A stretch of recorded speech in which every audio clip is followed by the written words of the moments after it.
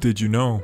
One of Shigeru Miyamoto's earliest influences for Super Mario 64 came from watching his pet hamster wander around his room. This experience likely influenced not only the size of Mario 64's stages, but its free-roaming camera as well. He was also inspired by miniature train sets and dioramas, but Miyamoto's first thoughts about a 3D Mario came years earlier while working on the original Star Fox. His team experimented with a prototype based on the SNES Super FX chip, but the technology just wasn't there yet. It ended up taking 5 more years for Miyamoto's vision to become a reality. Mario 64 was the first Nintendo 64 game to enter development. In fact, work began long before the N64 actually existed, so the developers started by making prototypes on a computer and keyboard. They didn't have a proper controller for the next 6 months, so they modified some Sega controllers for testing. These controllers were likely XE1AP Sega Genesis controllers, which had an analog stick years before the N64, PlayStation or Sega Saturn were even conceived. About 100 different N64 controllers were developed by Nintendo R&D 3, and each controller was tested with Mario 64 to see if it was up to scratch. According to R&D 3's manager Genyo Takeda, they became more ambitious with each new controller, even prototyping a motion sensor wristwatch. The watch worked so well that they actually filed for a patent. However, when the wristwatch was playtested by a focus group full of kids, they were confused by how it worked. In the end, R&D 3 had to abandon the idea. Did You Know Gaming asked Mario 64 programmer Giles Goddard about the prototype controllers and if there was anything memorable from Nintendo's tests. Goddard said, "There was one prototype joystick I worked on that stood out. It was made by a UK company, I think, and it had the ability to programmatically constrict movement in 2 axes. I thought we could use it to give force feedback or to give texture to certain movements, but when I made some test demos with it, it felt more like it was stuck on something instead. Still, it was way ahead of its time as there was no such thing as haptics back then." Ultimately, they settled on the N64 controller we know today, even though Miyamoto was still dissatisfied with it, and actually wanted a second D-pad instead of the C buttons. The game started out as just Mario running around an empty grid, with the next character added being Mips the Rabbit. From there, the team spent months just perfecting Mario's movements and the game's camera, ironing out these fundamentals before they built even a single stage. Assistant director Yoshiaki Koizumi made nearly 250 different Mario animations, about 50 of which got cut, including a somersault that probably broke Mario's fall after a long drop. A few animations didn't get cut, but ended up virtually useless, like the crouching trip kick, which Koizumi says he made for beating specific enemies that never got programmed into the game. To test out different camera systems, developers ran experiments like creating a mountain and having Mario and Mips race to the summit, then switching the camera and going again. They tested out thousands of different camera systems, having it locked, having it move, having it so the player controlled it entirely, and so on. There was one programmer whose whole job was just working on the camera system, and one day he finally came up with a camera Miyamoto was happy with. But it wasn't long before a Nintendo lawyer ran upstairs and told them Sega had a patent for switching cameras, which sent shockwaves through the entire office. They investigated what sort of legal consequences they might face by using Sega's patent, but ultimately decided to throw caution to the wind and use it anyway, praying they wouldn't get sued, and they never did. Mario's face on the game's title screen was originally made for a prototype of Mario Paint 3D, which ultimately released as Mario Artist Paint Studio on the 64DD. The game's main menu has an interesting origin as well. It's directly based on an SGI graphics demo called Buttonfly. SGI machines were used to make N64 games, and the machine's tools clearly had an influence on how Mario 64 was made. Another influence for Mario 64 was licensed asset packs. Nintendo used sound libraries from the company's Sound Ideas, which can be heard prominently in early versions of the game. Some early clips used samples of Looney Tunes actor Mel Blanc for Mario's voice. The game's art director was also influenced by these asset packs. Several researchers have combed countless archives and asset packs to find Mario 64's original textures. Many of Mario 64's textures come from the Japanese Material Dictionary Datacraft series, which have hundreds of photos of natural and man-made objects. This use of stock imagery might also be why the background of the shifting sandland features the Great Pyramids of Giza, and why the Wet Dry World uses a photo of Casares, Spain. Many textures also come from SGI workstations the game was developed on, such as the texture for Metal Mario. When it came time to build a Mushroom Kingdom, stages were designed on a fixed path with a flagpole at the end, just like classic 2D Mario stages. But the team decided it'd be more fun if players could wander around freely, like Miyamoto's hamster exploring his room, so they replaced the flagpoles with a series of stars. This also freed up cartridge space and reduced the level design workload. The designers didn't use blueprints when making levels, instead adding and subtracting from levels until they felt right. The first stage made was Bob-omb Battlefield, which originally had a river running through it. But when the team playtested it, they realized the river's current was too strong and could be frustrating, so they drained all the water and left a dry valley in its place. Programmer Hajime Yajima wanted stages to have destructible terrain, which the game would remember. One example he gave was the player destroying a block, and the game remembering the block was gone for the entire playthrough. According to programmer Giles Goddard, half the team was focused on developing, while the other half just focused on playtesting. They even brought in some children, including Miyamoto's own son, to playtest Bob-omb Battlefield and see what they thought. As a director, Miyamoto was happy to see the kids were all having fun, but as a parent, he was concerned to see his son trying to run up an unclimbable hill over and over again. After a few dozen attempts, Miyamoto started to wonder about his son's intelligence. A couple months later, co-director Takashi Tezuka told Nintendo Power they'd already made 32 stages, and the final game might even have 40, plus bonus areas like the Princess's Secret Slide. However, the stage count ended up being scaled back, and the final game only had 15 stages. The overall difficulty was dialed back too. According to Miyamoto, there was a change late in development which made gaps easier to jump than in 2D Marios, as the team worried players might have a hard time judging distances in 3D. This provoked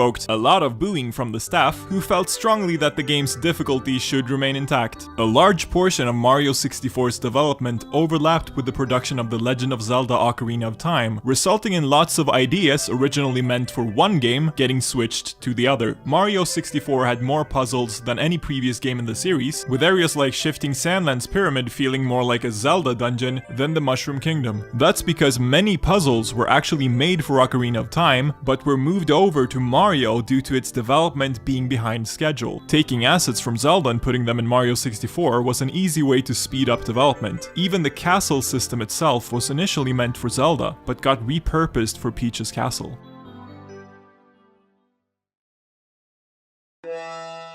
The Nintendo 64 and its 3 launch titles were originally scheduled to release at Christmas 1995, but the launch date was delayed twice, so Miyamoto had more time to flesh out Mario 64. When the game finally launched in June 1996, critics praised it for setting a new standard in gaming. It eventually sold 12 million copies, making it the best-selling N64 game ever, and spawned a whole generation of copycats. A long-running trend Miyamoto chalked up to Nintendo's culture. He said, "I believe we are not making Japanese games, but are making Kyoto games. The taste of a Kyoto game is different from that of a Tokyo game. We Kyotoites hate to follow the fashion, but rather love to set the fashion. We really did want to change the culture of gaming, and it was in that spirit that we made Mario 64. In Miyamoto's view, this explains Nintendo's devotion to innovation and forging their own path, while Sega and Sony's Tokyo-based competition always left them following the trends. Despite all the delays, Mario 64 actually had the quickest development cycle of any game in the series, and the stress took a heavy toll on Nintendo's staff. The entire game was made by just 15 people, and afterwards 2 of them were so burnt out they quit programming and never worked on another video game ever again. It was the end of an era for Miyamoto as well. Mario 64 was the last time he sat in the director's chair. In the 25 years since, he's only worked as a producer, supervising the work of directors and their teams. When Mario 64 first launched in Japan, it cost 9,800 yen, roughly $100 US. Miyamoto winced at the price tag and went on record saying Mario 64 should have been closer to $60, which ultimately became the price when it launched in America 3 months later. The American version fixed some bugs and had other small updates, like Mario saying hello on the start screen and rambling in his sleep about spaghetti and ravioli. In the original Japanese version, the princess didn't talk at all. For the American update, they added the voice of Leslie Swan, the senior editor of Nintendo Nintendo Power magazine, and also had her localize the game's text. 10 months later, Japan got their own update of Mario 64, the Rumble Pack compatible version, Shindo Pakutayo. As the name implies, the biggest update was a new Rumble feature, which stayed exclusive to Japan. The updates from the US version were brought over as well, with more bug fixes. The developers also let players summon 40 copies of Mario's face on the game's title screen, but even after all the updates and extra development months, Miyamoto still wished he had more time. Mario was the first game developed for the N64, so the team hadn't figured out how to take full advantage of the technology. Ultimately, lots of content was cut, including 3 separate modes incorporating Luigi.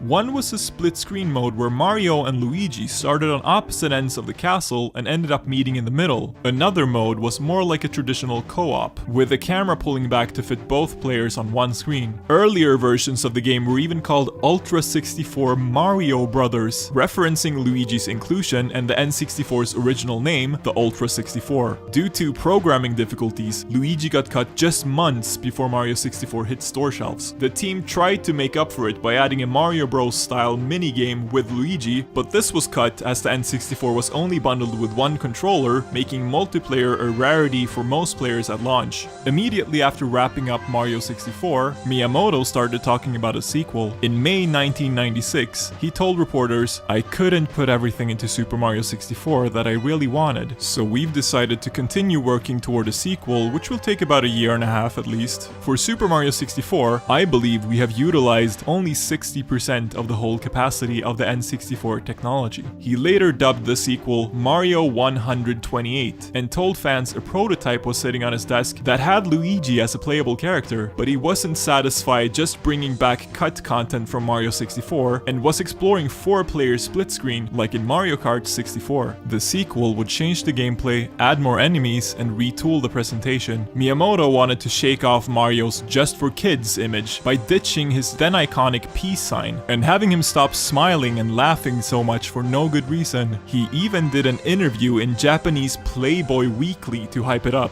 telling Playboy that Mario 128 would offer a fresh new experience. But in the end, the sequel was never finished and footage of it was never made public. All the cut content from Mario 64, along with all Miyamoto's brand new ideas, were either recycled into other games or left on the chopping block.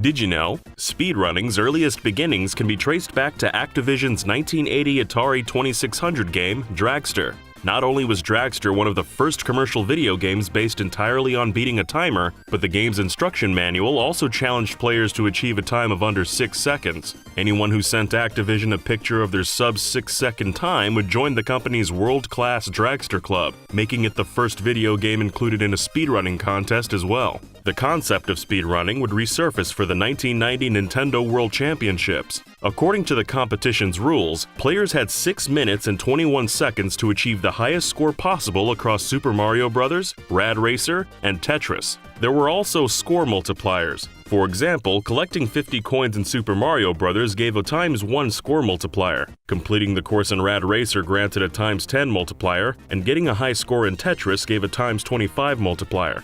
Eric Omnigamer Koziel, author of Speedrun Science, commented on the event's impact. Koziel wrote, "Doing even reasonably well in Tetris would dwarf your combined score from the other 2 games. The strategy became to complete Super Mario Bros. And Rad Racer as quickly as possible. The final time limit also spurred competitors to play for speed in Tetris. The Nintendo World Championships had unintentionally included all the makings of a modern speedrun, learning the fundamentals behind your targeted games and mechanics, exploring strategies for optimizing the time taken, coming up with a best route, and then finally performing that route. However, speedrunning wouldn't truly take off until the release of Doom. Doom's contribution to the speedrunning scene came from it featuring savable gameplay demos. In short, a demo is a timed recording of every single input, all saved in order to a file. The demo file can then be reloaded into the game where it's played back, effectively producing a perfect recording. Demo files were commonly used in arcade games to record gameplay footage for attract modes, but Doom became one of the first games where players could make, share, and play back these demos.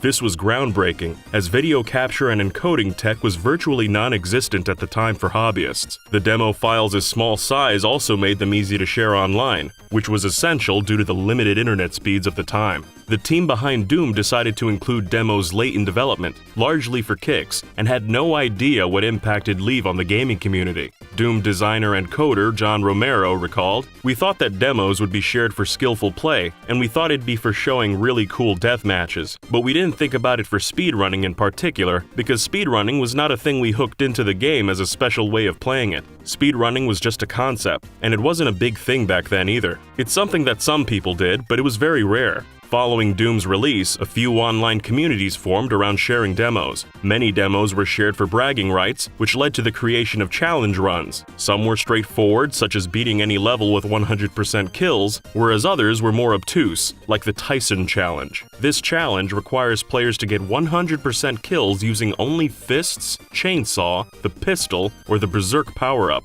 When simply achieving these challenges was no longer impressive, players began to compete on who could complete them fastest. Romero stated, "Speed demonstrates your skill at the game. So you got 100 kills? And how fast? You didn't shoot anything with the pistol, but how fast did you get it done?" So speed was always the highest ranked thing without the score being any part of it. This is because it spoke to your knowledge of the game and how good you were. Anybody could achieve things slowly, but that's not competitive. One of the most important websites born during this time was CompeteN, which had an online leaderboard for all the Doom challenges players devised. Furthermore, each challenge was categorized and graded on speed, and runs could be easily submitted, verified, and watched by gamers from around the world. These features led CompeteN to become the first major organized speedrunning community in history. Doom's speedrunning scene continued to grow from there, but the next step in the sport came from another id Software game in 1996, Quake. Much like Doom, Quake allowed players to save and share demo files, and, once again, online communities formed around sharing these demos. Among these websites was Nightmare Speed Demos, which hosted speedruns exclusively in the game's Nightmare difficulty setting. However, the website's creator, a speedrunner known as Nolan Radix Flug, and various members of his community found bigger aspirations. At the time, most demos only recorded speedruns of single levels, but Radix and 3 other speedrunners banded together to create a single demo file speedrunning the entirety of Quake. This was done by stitching together the demo files of the best individual runs for every level in the game to create a complete Quake speedrun known as Quake Done Quick. Radix said, "There was a team of 4 of us that did the first Quake Done Quick movie in early 1997. As a team, we came up with all kinds of tricks that I don't think an individual would have. Then we did Quake Done Quicker a few months later, and then Quake Done Quick with a Vengeance came a few years after that. Eventually, the Nightmare Speed Demos, Quake Done Quick, and other Quake speedrunning communities banded together under a new website dubbed Speed Demos Archive in 1998. The website continued to serve as the major Quake speedrunning hub in the following years, but Speed Demos Archive eventually spread its wings with the help of Retro Studios' Metroid Prime in 2002. Radix was a huge Super Metroid fan who sent his best completion times to Nintendo Power in his youth, and was enamored by the Metroid Prime community on GameFAQs. The board found several tricks and sequence breaks to play the game faster. This, along with the Metroid 2K2 community, pushed Radix to complete a Metroid Prime speedrun. Radix said, "So I decided, gosh, I have this device I can use to capture video. I'm going to record myself playing Metroid Prime and see how fast I can do it. After about 3 months, I had completed my speedrun, and my time was 1 hour and 37 minutes. So I thought, well, now I have to publish this. But YouTube didn't exist. I did have this site called Speed Demos Archive, and that's nice and generic. It doesn't say anything about Quake in there, so I thought, I'll just post it there." Not only was his Metroid Prime speedrun 30 minutes faster than the prior best run, but it was also publicly available via direct feed video on a website with enough bandwidth to easily host it for all to enjoy. Although Radix originally just decided to host the run on his website out of convenience, the decision paved the way for a new age of speedrunning. Following the run's immense popularity, Speed Demos Archive began to accept runs from games besides Quake. While other speedrunning communities had their own websites, typically focusing on a single game or series, Speed Demos Archive became the major hub of the speedrunning scene for both PC and console games alike. The next chapter in the speedrunning scene came from Japan, after a gamer under the name Morimoto published a time attack video of Super Mario Bros. 3 online that took the internet by storm in 2003. The impressive speedrun used perfect jumps and glitches without a single mistake, beating the entire game in 11 minutes and 3 seconds flat. However, Morimoto later updated the description of the video stating the run had been achieved using speed hacks to slow the game down, and that they used countless emulator save states to achieve the result. This would be known today as a tool-assisted speedrun, or TAS. According to speedrunner PJ DeCesar, the reveal proved to be polarizing, stating, "Morimoto's run was world-shaking when it came out. It was like, what, you can beat this game in 11 minutes? That's crazy. I just thought it was the coolest thing and I was interested in watching more videos like it." Then the classic misconception of TASes came out. Boo, he didn't play the game, he just stitched together a video frame by frame. In all actuality, Morimoto's run was far from the first TAS ever created. A website simply named Tool Assisted Speedruns, collecting such runs from games like Doom and others, existed 4 years earlier in 1999. However, the popularity of Morimoto's runs spread awareness of the speedrunning scene and opened up a new world of possibilities to speedrunners of the day. As emulators continued to grow, improve, and become more accessible into the mid-2000s, so did the TAS scene. Advancements like frame counters, frame advancing, memory viewers, lag counters, input editing, and more gave rise to better and better TASes as the year went on. Although the TAS and speedrunning scenes got off to a rocky start at first, relations warmed over time. TAS video co-owner Adelicat wrote, "Morimoto's TAS was often misunderstood to be a real speedrun. I think this led to speedrunners' initial impression of TASes as deceptive and cheating. I think better understanding has made that friction largely go away. TASes often serve as research and the proof of concept movies that speedrunners can take, adapt, and practice. In the early days, speedrunning wasn't very collaborative.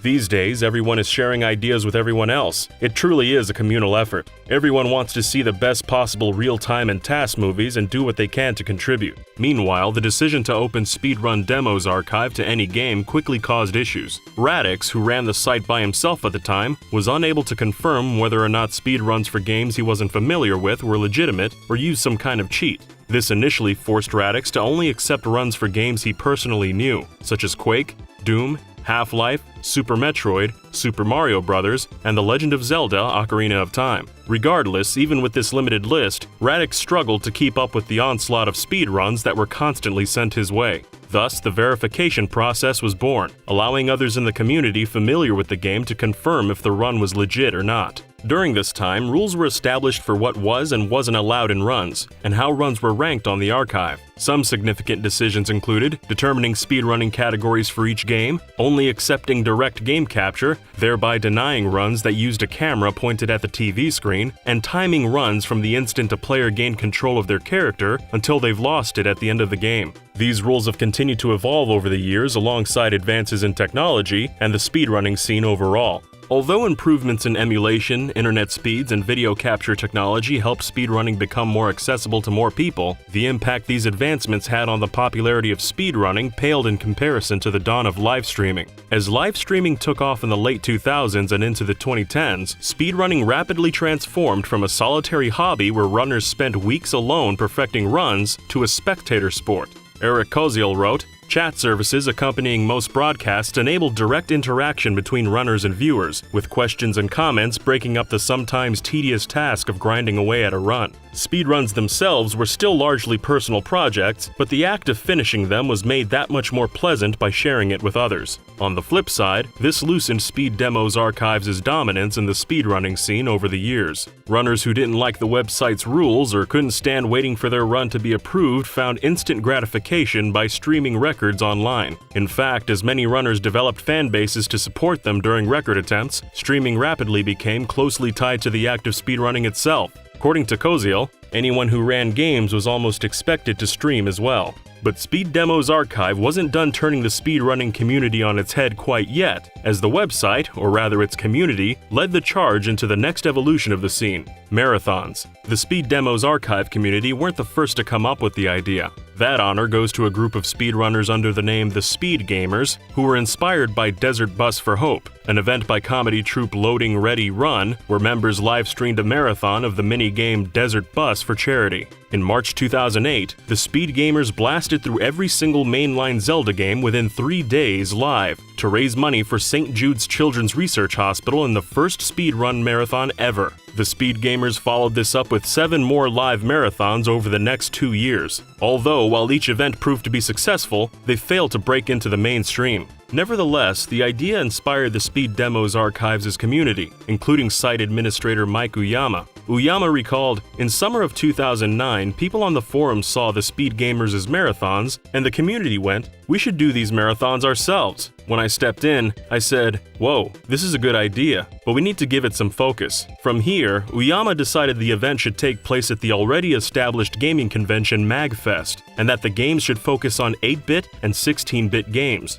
This led to the name Classic Games Done Quick. Unfortunately, despite the group's best efforts, last-minute internet issues with the MagFest's hotel ultimately forced Uyama to cancel his convention plans and stream the event out of his mother's basement. Regardless, Classic Games Done Quick managed to raise $10,531 for charity over January 1st to the 3rd of 2010. Next, in 2011, the group returned under the new name Awesome Games Done Quick, allowing modern games into the marathon. The event was also extended to 5 days. This time around, the team managed to raise $52,519, nearly 5 times as much as the year prior. After this success, they were hooked. Uyama stated, "Right after the event, there was this realization that, hey, this was really fun. It had a real magic that speedrunning didn't have before. Let's do it again." I've made a lot of mistakes from each marathon, because there's always a growth and learning process. But I've also had a lot of success and grown the community a lot, because each marathon gets bigger and bigger.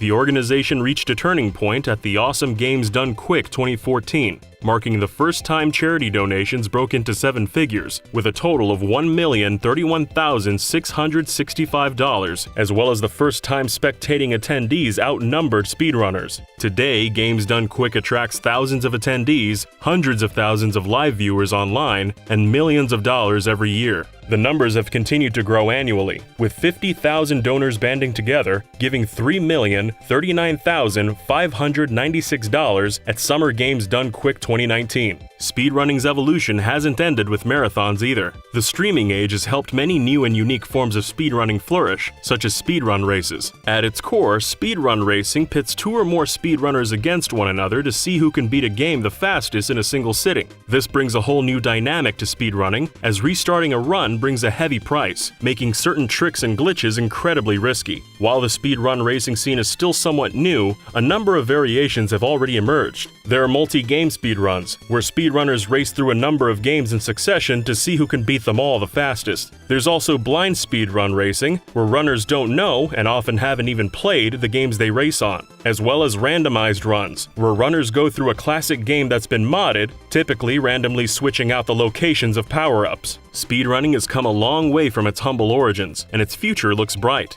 Koziel concluded, "I don't ever see speedrunning dying off. The activity will continue to grow and change, but the competitive drive at its core is part of human nature. So long as humans are driven by a need to develop and improve skills, there will always be room to add a timer on top to measure just how well it can be done."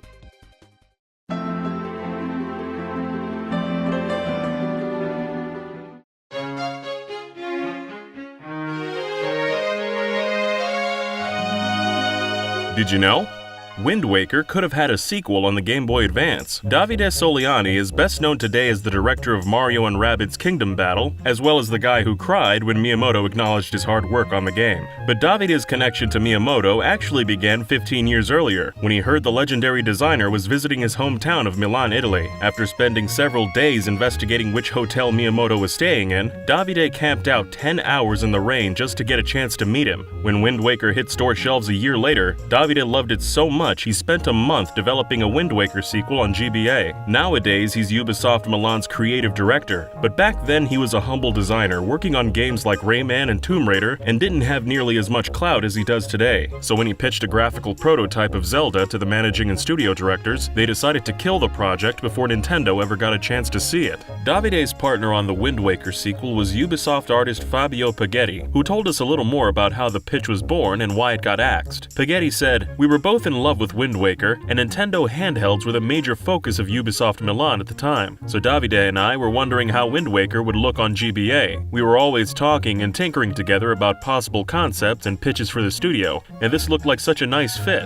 Eventually, I prepared this visual mock-up, and we also worked on some 3D test scenes, but we never got the opportunity to pitch the game to Nintendo. The idea of presenting it to Nintendo probably scared Ubisoft, but maybe the game exists in some other fold of the multiverse." According to Davide and Fabio, the prototype and videos they pitched unfortunately no longer exist, unless they're stuck on a hard drive somewhere, so all that remains is this single image. Davide and Fabio didn't know it, but Nintendo was working on a sequel of their own at the exact same time. Unfortunately, Nintendo's attempt was cancelled as well. When Wind Waker launched in 2002, its reception failed to live up to Nintendo's expectations, and the game only ended up selling half as many copies as Ocarina of Time. According to Wind Waker's director Eiji Aonuma, his team spent the following year in the planning stages and early development for Wind Waker 2, but ultimately abandoned the idea of a cel-shaded sequel, primarily due to financial concerns. There are far more Zelda fans in the West than there are in Japan, and Nintendo of America made it clear that Americans wanted a more realistic Zelda, and something closer to Ocarina of Time. According to Aonuma, right after Wind Waker released, we were considering a toon-shaded sequel, but a year later we settled on a more realistic approach. I was told the toon shading gave the impression that Wind Waker was for a younger audience, and that it was alienating the older teenagers that made up most of the fanbase. After hearing that, I started to worry if Wind Waker 2 was something that would actually sell, so the only thing we could do was give the American market the Zelda they were asking for. In the 2016 hardcover publication The Legend of Zelda Art and Artifacts, designer-manager Satoru Takizawa provided a little more insight on the direction Wind Waker 2 was headed before its development changed course. He said the proposed setting for Wind Waker 2 was not on the sea but on land. The desire to depict Toon Link on a horse riding around the Great Plains was great. However, with his small stature and short arms and legs, it would have been difficult to make him look good on a horse. It wasn't like we could make an adult version of Toon Link, and that was about the time we heard that people were wanting a realistic-looking Zelda game again. Development was quickly redirected to be more in line with Ocarina of Time, and although Toon Link did eventually return on the Nintendo DS, he never got a chance to ride a horse on the big screen as Nintendo originally envisioned. After 3 more years in development, Twilight Princess released in 2006. It turned out Nintendo of America was right. Realistic Zelda sold more than twice as many copies as Wind Waker. Nintendo decided to capitalize on the game's success with a direct sequel, just like they'd done on the Nintendo 64. According to Miyamoto, the terrain created for Twilight Princess was vast. I really thought there was more we could do with it, so after we finished with the development of Twilight Princess, I talked to the staff about whether or not we could do a side story. With a big series like Zelda, we usually only release a new version every 3 to 5 years, but we thought it'd be great to make something for those people that really enjoyed Twilight Princess where they'd be able to keep playing in the same world. The Zelda team started pre-production on a Majora-style sequel, but the idea Miyamoto chose in the end was a small side story based on the Wii Zapper. The Zelda team was shocked when they heard Miyamoto's decision, as it meant killing all the big ideas they'd started working on. Some felt strongly he wasn't making the right call, so Miyamoto proposed a compromise. They'd make a prototype for the Zapper side story and have it playtested, and if the focus group didn't like it, the Zelda team wouldn't have to make the Zapper game. The focus group ended up loving the prototype, and the project ultimately evolved into Link's crossbow training. But Miyamoto's team kept pushing to make it bigger, so we ended up making a list of rules. The developers couldn't add anything unnecessary to the game's simple concept, and every stage had to be shorter than 3 minutes. There couldn't be any story cutscenes, and the game couldn't have any bosses. But his team kept pushing. According to Miyamoto, they kept bugging him to include boss battles, so he finally gave in and agreed, but said they could only make 1 boss. Despite Miyamoto's orders, they wound up making 2, the Dark Nut and the Stall Lord. The Zelda team was heartbroken when their ideas for a Twilight sequel ended up on the cutting room floor, but Link's crossbow training proved to be the right business decision.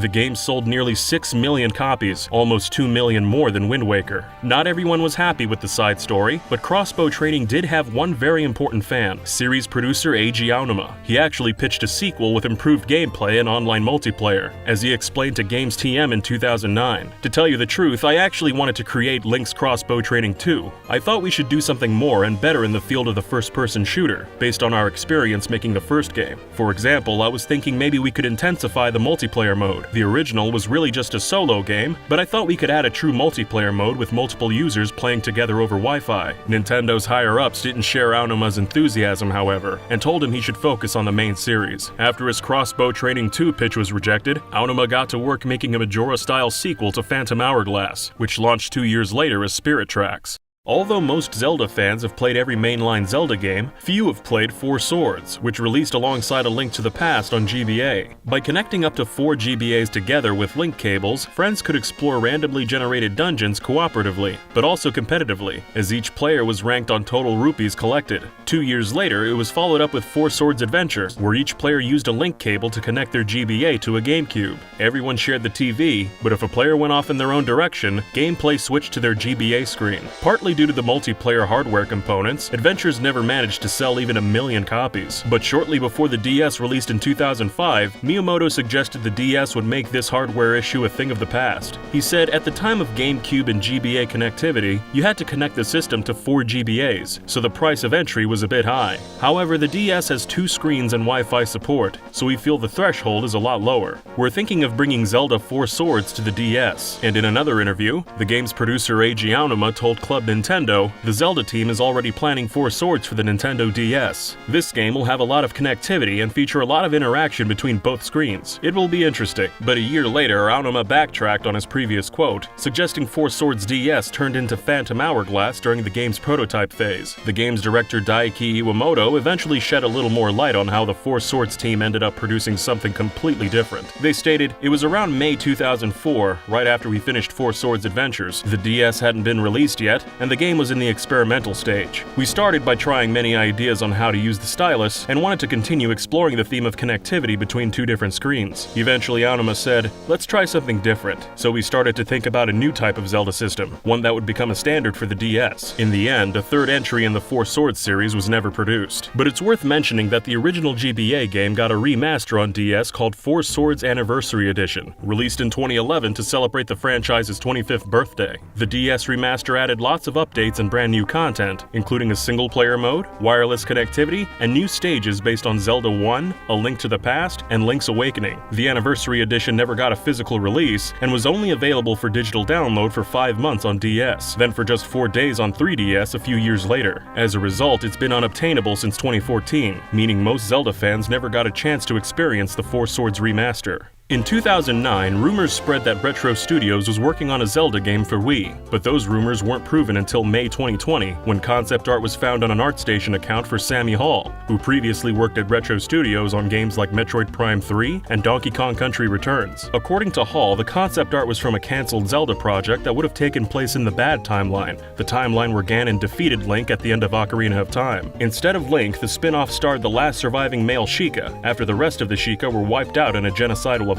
The last Sheik's journey was planned as an origin story for the Master Sword, and the plot used the Gerudo's 100-year birth of Ganon as a backdrop. Hall's notes reveal the project began in 2005 during the Wii era, but ended up being cancelled in 2008. Retro's post-apocalyptic Hyrule took some visual inspiration from Twilight Princess, while also introducing lots of brand new ideas. Concept art included enemy types labeled Clock Kids, as well as Deku Warriors, the Lord of the Swamp, and several designs that may be bosses. There was also the Dark Valoo race, creatures clearly connected to Wind Waker's Valoo. Some concept art was titled Autumn, implying a use of seasons, possibly inspired by Oracle of Seasons. According to Sammy Hall, it was very experimental stuff, but games in the Zelda universe have very weird stuff, and this game was setting out to be 10 times weirder. 3 days after his artwork was first spotted by Metroid fan site Shinesparkers, Hall gave IGN a brief statement explaining the game was still in pre-production when it got cancelled, adding it was mostly handled internally at Retro without much involvement from Nintendo HQ. According to Hall, the game was cooked up by 3 Retro leads, including Mark Pacini, the director of Metroid Prime 1, 2, and 3. But production came to a halt when all 3 of them quit Retro to start their own studio in April 2008. Just a few hours after he spoke with IGN, Hall's social media was deleted, and even his Patreon account got pulled down, making fans speculate Nintendo, or possibly Retro's legal department, were the ones who pulled the plug. Since then, anyone involved has been unable or unwilling to comment, and no further details have been made public. However, it's important important to note that Sammy Hall uploaded all this concept art after finding it on an old hard drive, so it's possible that other Retro employees still have more artwork and documents that hopefully someday might find their way onto the internet, revealing more about the 3-year project. A few months after Link's Awakening was re-released with some updates on the Game Boy Color, Capcom producer Yoshiki Okamoto approached Miyamoto about remaking Zelda 1 in the style of Link's Awakening. Perhaps wanting to avoid a repeat of the CDI debacle, Miyamoto blew him off, but Okamoto refused to take no for an answer, threatening to produce a rip-off if Miyamoto didn't say yes. In a 1999 interview with German magazine Total, Okamoto explained how the Trilogy project came into existence. He said, "I especially like the Zelda on Famicom, but Nintendo just wasn't interested in translating it onto the Game Boy Color. So I told Mr. Miyamoto that I wanted to produce the game, but nothing ever came of it, so I had to threaten him." The magazine, probably shocked, asked him to repeat himself. "You threatened him?" "I said if Nintendo doesn't want to do it, Capcom will make an identical game, but just change the name of the game and all the characters." Then he asked if we wanted to develop the game legitimately. We immediately accepted.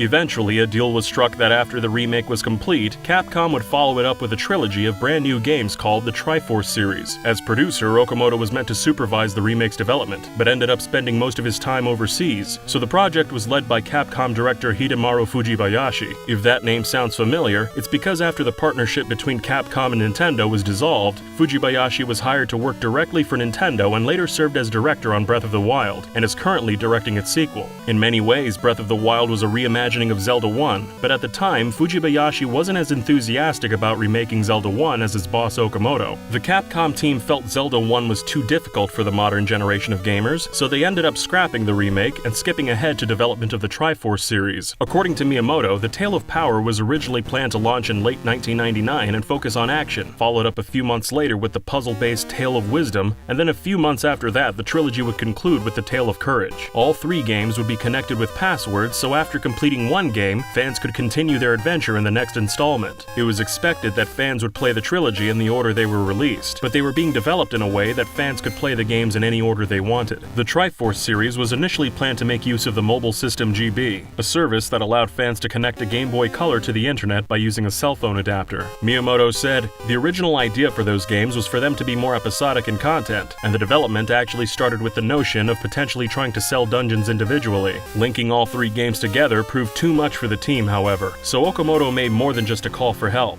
He had to send out an SOS for Miyamoto to ride in on a white horse and save the trilogy from development hell. To get the project back on course, Miyamoto cut the series from 3 games down to just 2, and any ideas involving online features were thrown out as well. The games were temporarily rebranded as the Mysterious Seeds series, but in the end, the Tale of Power became Oracle Seasons, and the Tale of Wisdom became Oracle of Ages. After more than a year of delays, instead of releasing episodically, the games finally launched together in February 2001. Bits and pieces of the cancelled Zelda 1 remake found their way into Seasons. Both games have a western graveyard, and the first dungeon can be found inside a dead tree on a small island, and even the dungeons' internal layouts are similar. 6 of Seasons' dungeon bosses were also taken from Zelda 1. As for the Tale of Courage, also known as the Mystical Seed of Courage, it's impossible to know exactly how much made its way into Oracle of Ages and Seasons, but in addition to the online features, we do know a few more pieces of the puzzle that got left out. The 2 games that survived made use of magic items called the Harp of Ages and the Rod of Seasons, while concept art revealed in the Hyrule Historia suggests the last game in the trilogy was planned around the magic paintbrush, an item that would have taken full advantage of the Game Boy Color. The Oracle Nairu plays a central role in Ages, and Din stars in Seasons, while the 3rd game was originally planned to feature Furori. Since the game was never finished, Furori ended up with just a small token role in Ages and Seasons, essentially as a password clerk in the Hall of Secrets. Some websites claim that Capcom was also planning to remake Zelda 2 for the Game Boy Color, but we couldn't find any credible evidence to support that claim, even after talking to Okamoto himself. So it appears the idea of Capcom remaking Zelda 2 was nothing more than a rumor, but there has been some legitimate interest in remaking Zelda 2 over the years, not only from outside studios, but also from Shigeru Miyamoto himself. Miyamoto has gone on record more than once saying Zelda 2 was one of his biggest regrets, even referring to the game as a failure. So in the early 90s, he began working on a Super Nintendo remake with Zelda and Mario alumni Yoshiaki Koizumi. If the game made heavy use of polygons, it was probably running running on the Super FX chip,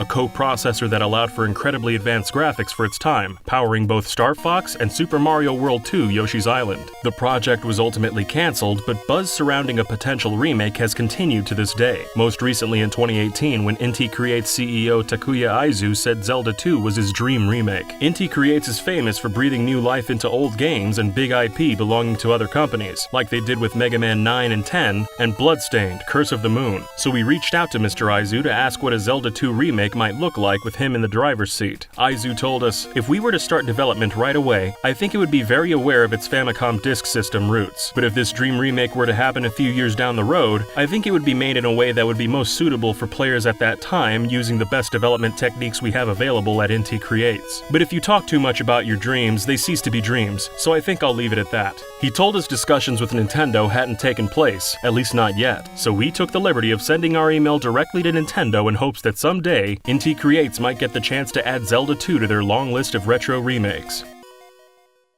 Everyone's had that moment playing Mario Party. The game just started, everybody picked a character and board, now the dice is spinning over your head. And you wonder if the die roll you're about to make is actually random, or if there's some trick to stopping it on the number you want. Or maybe the game even had the number picked before you hit the button. We actually touched on this topic back in 2016 with a tweet about Mario Party's dice being predetermined. Although we were pretty convinced the tweet was accurate, it garnered a lot of disagreement and skepticism as to whether the dice were rigged. So we figured we'd revisit the subject and try digging up a more definitive answer by doing some tests and talking to experts. So let's investigate if there's really some secret technique to Mario Party's dice, if it's just dumb luck, or find out if the dice are actually rigged. In a game of Mario Party, a good die roll can mean the difference between winning and losing. If you roll the highest dice at the start, you'll take your turn first for the entire game, giving you first dibs on buying stars before anyone else, and reacting to changes on the game board. And of course, good rolls each turn let you move farther on the board and give you more to work with. So as you can see, it's worth understanding how the dice actually work in Mario Party games. In the original Mario Party, the dice spins over your head until you jump and stop it with the A button. The game lets you decide when to jump, so most fans assume this agency means they have some control over their own destiny. And with proper timing, it looks like you can stop the dice on any number you want. But is that actually true? To see if this was the case, we investigated whether skill was involved by testing if identical circumstances yielded identical results. To do this, we'd use an emulator for easier testing and comb over videos frame by frame to confirm the timing. We'd also only look at standard dice in Mario Party. Over the series' history, there have been many gimmick dice that let players influence how far they move in a turn. There's also different kinds of rolls, such as the chance time, where players could steal or lose stars and coins. So to keep things simple, we're only running tests on the basic rolls. When we recorded our tests with the emulator, we managed to hit the A button on the exact same frame quite a few times. For accuracy's sake, we did this across a 50-turn game and reloaded the same saved playthrough from the start with the same characters and board, replaying it several times, and observed if the frame-perfect hits stopped the dice on the same numbers. We not only looked at hits that were an exact number of frames from the start of the dice scene, but also hits that lined up with visual cues, such as every jump that took off when the die showed a 6. If we got the same number every time for either of these parameters, it would suggest there is in fact skill involved, but that's not what we found. The resulting numbers from all the turns were completely random. No matter when we hit the A button, it had no influence whatsoever on the roll of the dice. In other words, the element of skill seems to be just an illusion, probably implemented because the developers thought it was more fun to hit a die than just seeing random numbers appear. But that brings us to our next point. Are the numbers actually random? Well, sort of, but in more absolute terms, no, not at all. Mario Party's dice rolls are determined by a random number generator, also known as RNG. Despite the name, RNG doesn't generate truly random numbers. It's a computer program that actually brings up numbers that appear to be random. Computers have a hard time producing truly random numbers, since they're basically just machines that follow commands. So instead, they rely on RNG formulas that essentially cycle through predetermined lists of possible results. In other words, if you play long enough, you'll get the same series of dice rolls again and again, as the cycle eventually repeats itself. Manipulating RNG in a game is possible. Maybe you've seen it done for world building in Minecraft or for catching shinies in Pokemon. It's even been found in games like Super Mario 64 that the RNG formula used to determine things like a Goomba's walk direction or how a coin falls uses somewhat simplistic variables. Unfortunately, however, although it's theoretically possible to work out what dice rolls will come up, even the world's best Mario partiers haven't figured out how to manipulate the dice. Did You Know Gaming spoke with world record speedrunner Airshock22, who told us, "In a game like Mario Party, RNG is an invisible force that players are subjected to. Unfortunately, as of making this video, there doesn't seem to be a consistent way to manipulate it like other N64 titles. In the original Mario Party, the game actually determines the roll of the dice on the results screen of a minigame. So instead of deciding the dice rolls one by one, and at different times, the game actually decides all 4 players at once. By reloading save files at particular instances, we can see that no matter how long each player waits on the dice rolling screen, the result will always be the same. In other words, Mario Party's dice are in fact predetermined. You can't control them with time jumps, and they're not random either. Essentially, they're rigged. In the original Mario Party, the dice are predetermined at the end of the minigame results screen, meaning nothing between the last game and the next can influence the dice roll. No matter how long you wait to roll in the original Mario Party, you cannot change the outcome of the dice. Or at least that's the case for the original Mario Party on Nintendo 64. But what about all the sequels? We also investigated Mario Parties 2 through 10, the handheld parties, and finally Super Mario Party on Switch, and we discovered the forces that govern their dice are different in each game,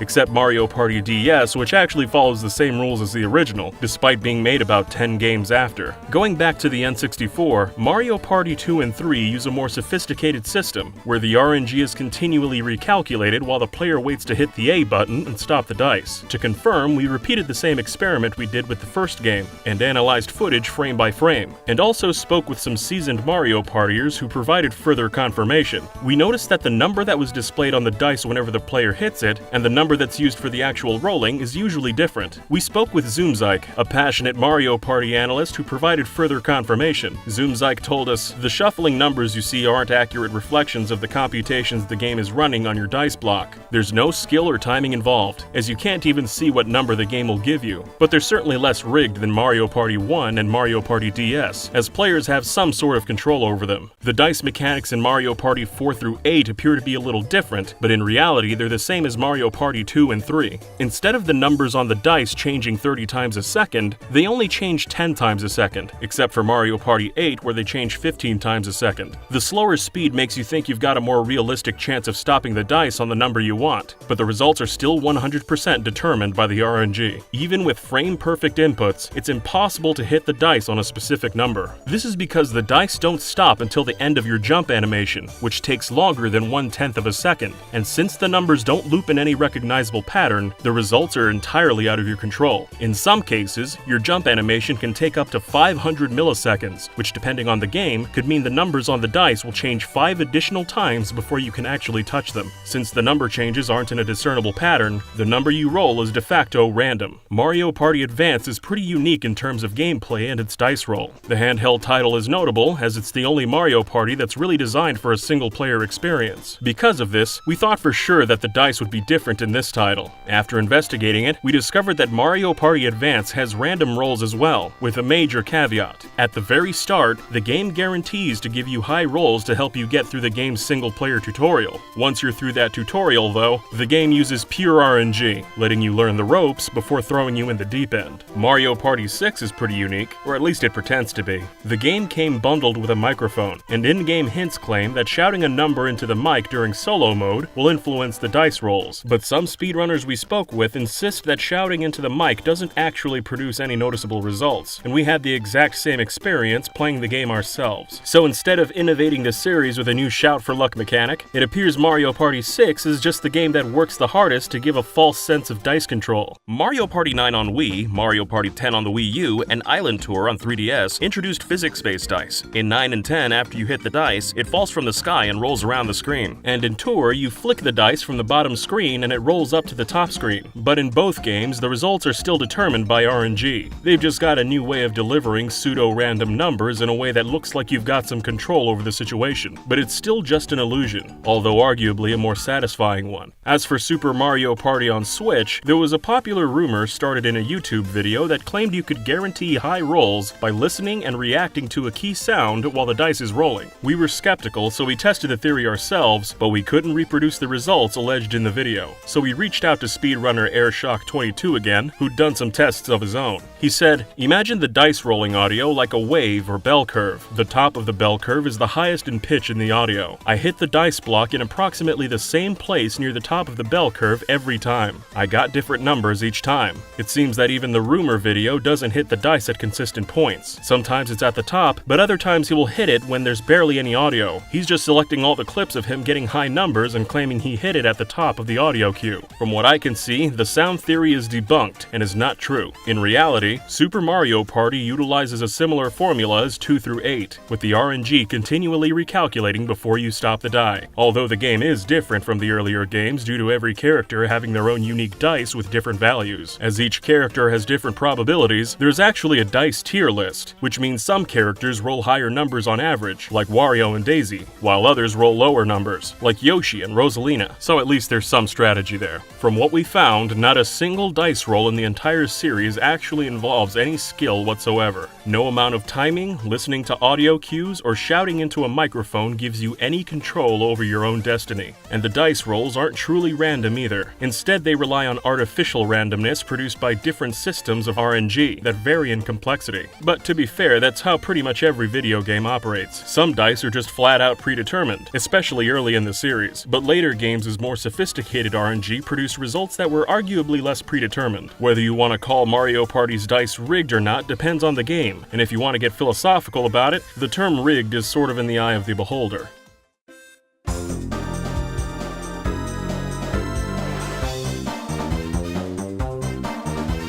Did you know? Although he's not a playable character, Diddy Kong is actually in Mario Kart 64. He can be seen by looking closely at the bus in Toad's Turnpike, driving the vehicle.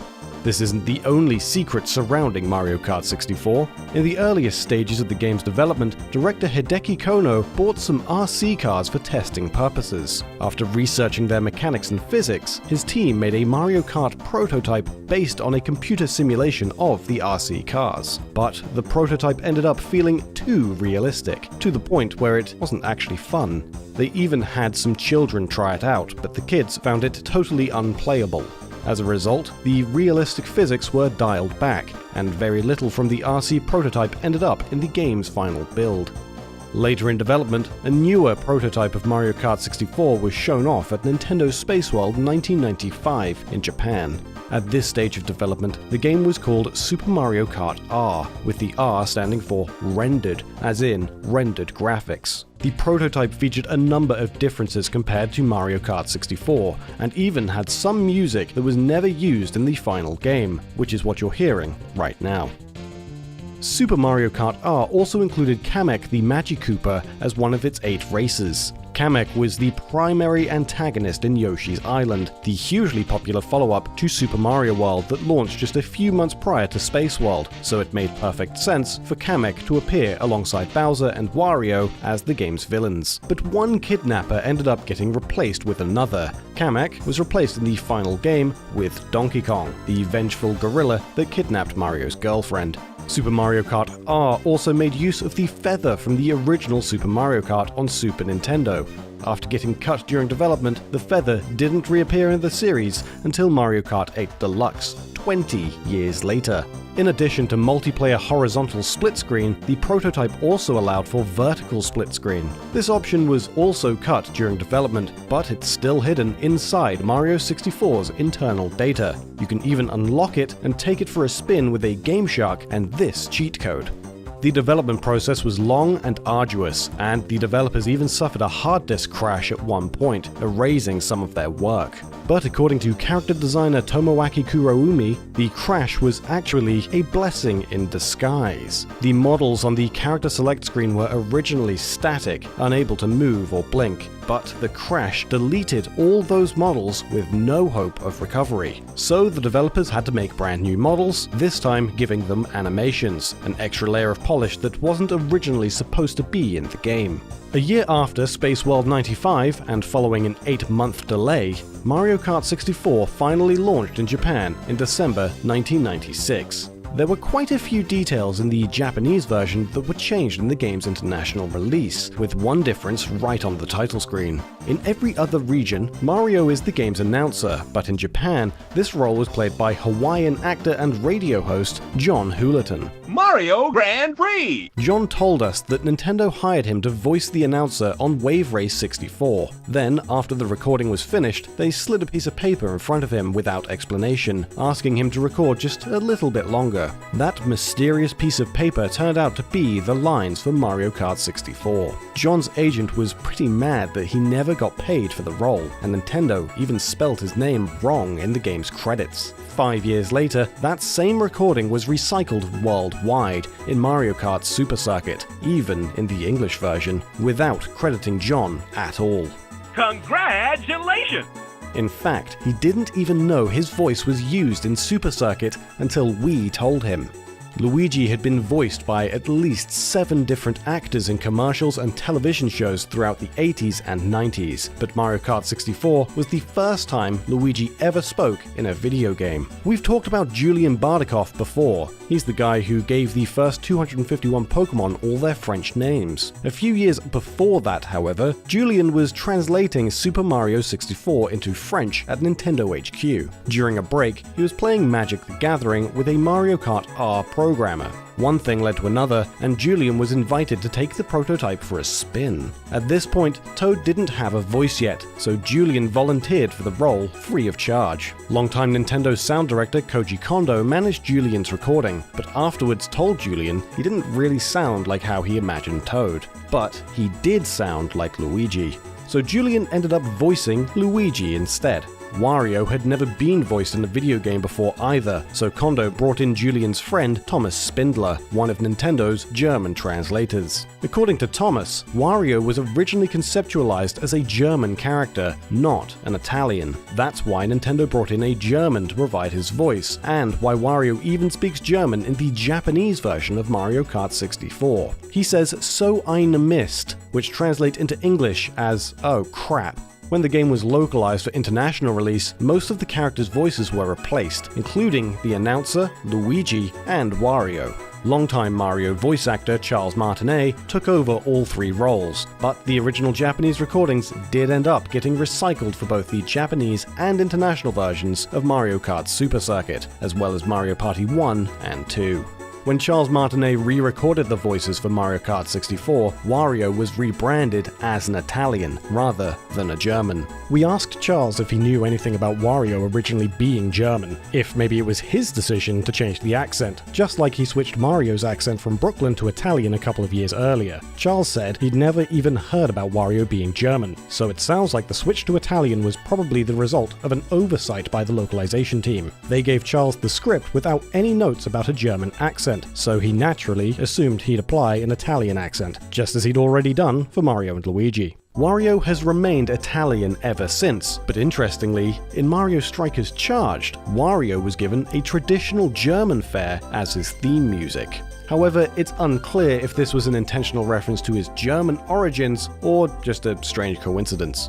Most of the game's billboards were changed as well, presumably to avoid trademark issues overseas. In the Japanese version, the billboards were all parodies of Formula 1 sponsors, like a Mario billboard imitating the Marlboro cigarettes logo. But internationally, the Marlboro reference was cut out. Instead, the signs just say Mario Star. Likewise, parodies of Italian oil company Agip, motor oil brand Mobil 1, and gas station chain Union 76 were also changed. A mock billboard for the Goodyear Tire Company was revised as well, and had been an even more blatant imitation in Super Mario Kart R, where the sign originally said Good Ear.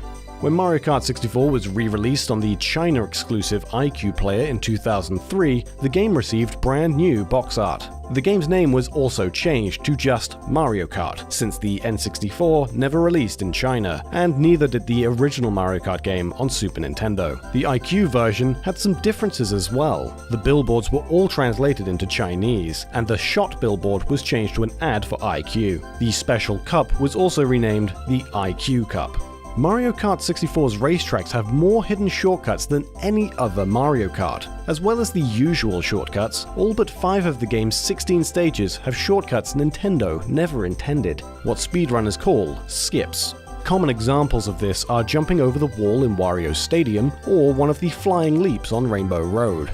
In our hunt for secrets, we spoke with Beck Apney, the Mario Kart 64 150cc world record holder. According to Apney, the Japanese version contains a skip not possible in the international release. On Luigi Raceway, you can hit yourself with shells to bounce over a wall and skip about 90% of the race. But there are 3 stages in Mario Kart 64 with tricks that even Apney can't pull off, skips that are virtually impossible for humans. But another speedrunner, Drew Weatherton, spent 7 years perfecting a tool-assisted speedrun that could pull them off.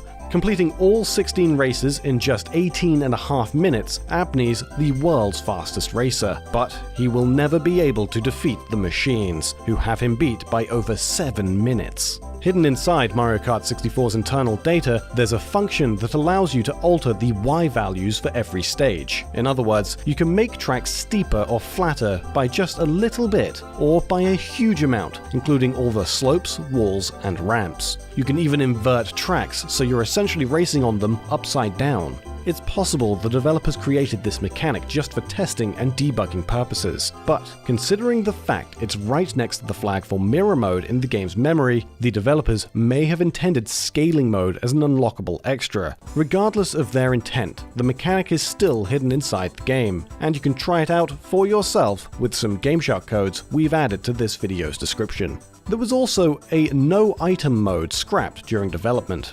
In an attempt to appeal to F-Zero fans, racers were given the option to play without items, allowing for more serious competition where karts clumped together in the final lap, edging each other out for fractions of a second. But focus groups much preferred the game with items, so developers just cut the no item mode completely. According to Tadashi Sugiyama, who designed most of Mario Kart 64's stages, there were also some racetracks that were cut during development. One was a large multi-story parking garage, where you'd start at the bottom floor and race up to the top, essentially racing in circles but in an upward trajectory. This was Tadashi's idea for a more realistic location, but all the constant turning made some people feel sick, so they cut it. There was also a track that took place in a huge city with a pond and even a castle, where players raced around different kinds of houses and buildings. But Tadashi says the stage took too long to race through, so the city was scrapped too. Did you know? Pac-Man has influenced the video game industry in profound ways, so much so that even its spin-offs have impacted some of the biggest games in the industry. The arcade platformer Pac-Land actually inspired the original Super Mario Bros. On NES. When Pac-Man creator Toru Iwatani was asked about Pac-Man spin-offs by Geek Culture, he replied, "I worked on the sequel Pac-Land and Pac-Mania, and my favorite is Pac-Land, which is the pioneer of action games with horizontally scrolling backgrounds. Mr. Shigeru Miyamoto, who developed Super Mario Bros., told me Super Mario Bros. Was influenced by Namco's Pac-Land. Super Mario Bros.' immense popularity was in part due to its horizontal scrolling, which might not have appeared in the game if not for Pac-Land.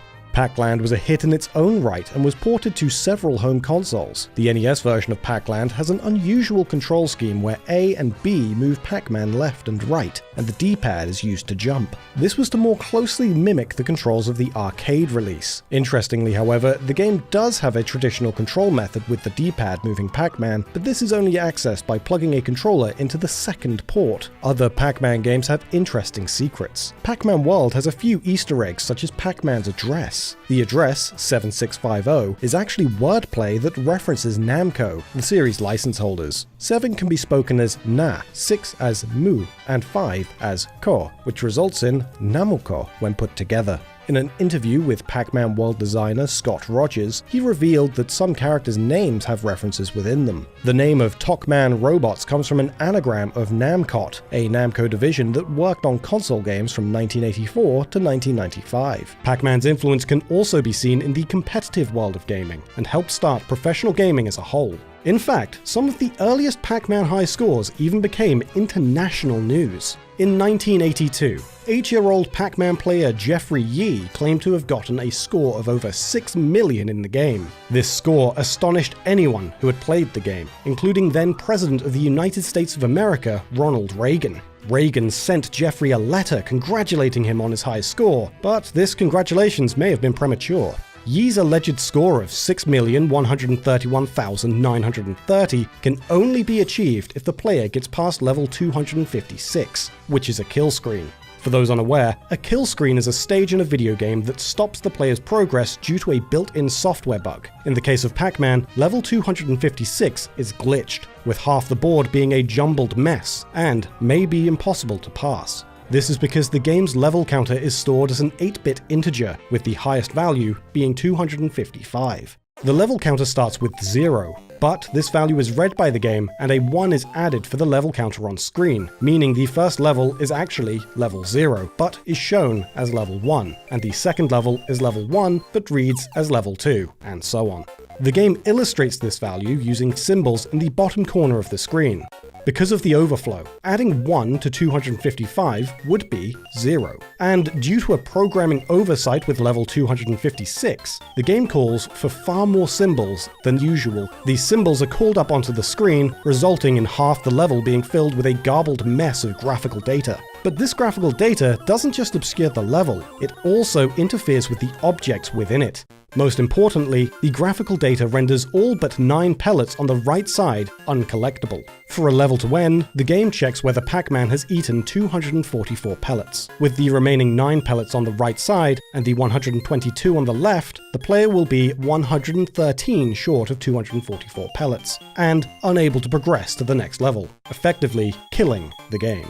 The current world record high score in Pac-Man is 3,333,360 points, which was first achieved in 1999. This score, which has since been achieved by many pro Pac-Man players, is often touted as a perfect score by those who believe it's impossible to get past the game's 256th level. This is because it requires the player to eat every single pellet, blinking Energizer blob, flashing blue ghost, and point-loaded fruit without losing any lives. Scores like Jeffrey Yee's, which surpass 3.5 million points, require the player to beat level 256. This is largely the reason why such high scores are seen as suspicious, especially when you consider that no score higher than 3,333,360 has ever been officially documented. According to gaming record tracker Twin Galaxies, professional gamer David W. Race appropriately has the fastest completion time of 3 hours, 28 minutes, and 49 seconds.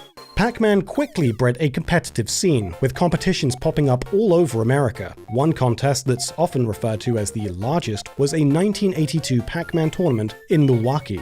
The tournament had thousands of applicants, and was eventually whittled down to 8 finalists. The reason this tourney is called the largest isn't because of the amount of applicants, it's because the finalists got to play the Atari 2600 version of Pac-Man on the jumbo screen at the Milwaukee County Stadium. At the time, it was the largest screen in the United States, being 29 by 63 feet in size and made up of 30,000 40-watt bulbs. But for as much success and impact the Pac-Man franchise has had, it's also had a fair amount of failure. Pac-Man World came about after another project, Pac-Man Ghost Zone, was scrapped. Ghost Zone was also a PlayStation platformer being developed by Namco Home Tech. This would have been the first 3D Pac-Man game to release on home consoles, and got so far into development that it was shown at E3, and even had a box art and appeared in print media. A handful of elements from Ghost Zone were repurposed for Pac-Man World, including the title screen theme.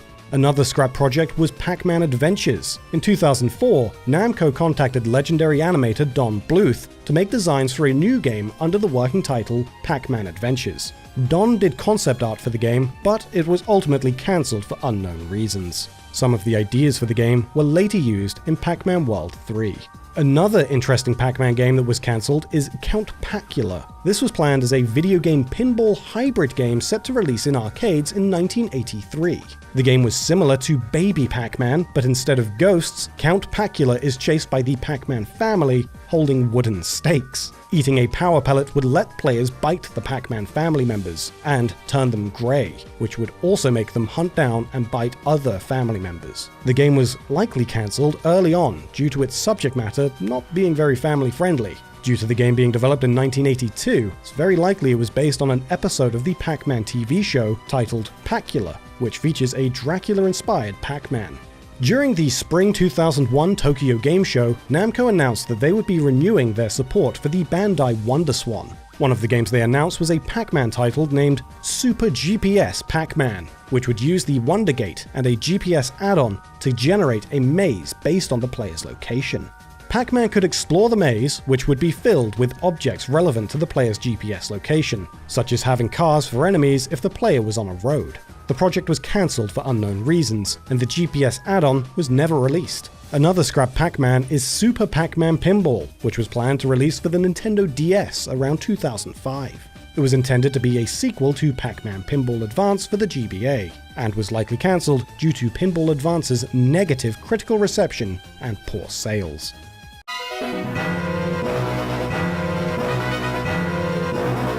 Did you know Zekrom and Reshiram weren't originally black and white in color? According to Gen 5's art director Ken Sugimori, they were initially more colorful, as Sugimori thought monochromatic designs were boring and wouldn't look good on the game's box art. But later in development, he was persuaded to remove most of their colors to better express Gen 5's theme of polarity, or extreme opposites. The alternate artwork included in the game's manual actually depicts Zekrom and Reshiram from earlier on in the design process, which ended up getting repurposed as what they look like when they're powered up. But Sugimori implied they were originally even more colorful than that, so it's possible the dragon's unused colors made their way into black and white Q-Rems designs a few years later. On the other hand, Unova's Elite Four originally were all black and white, with Chantal and Grimsley in all black, and Marshall and Caitlin all white. But before the games released, color was added to the Elite Four, while color was removed from the legendary dragons. Except for the spin-off games Pokemon Colosseum and Gale of Darkness, which were set in the Arizona-inspired Ore region, the first four generations were all set in regions based on real-life places in Japan. But the trend was broken after series director Junichi Masuda visited Manhattan on a 2007 promotional tour,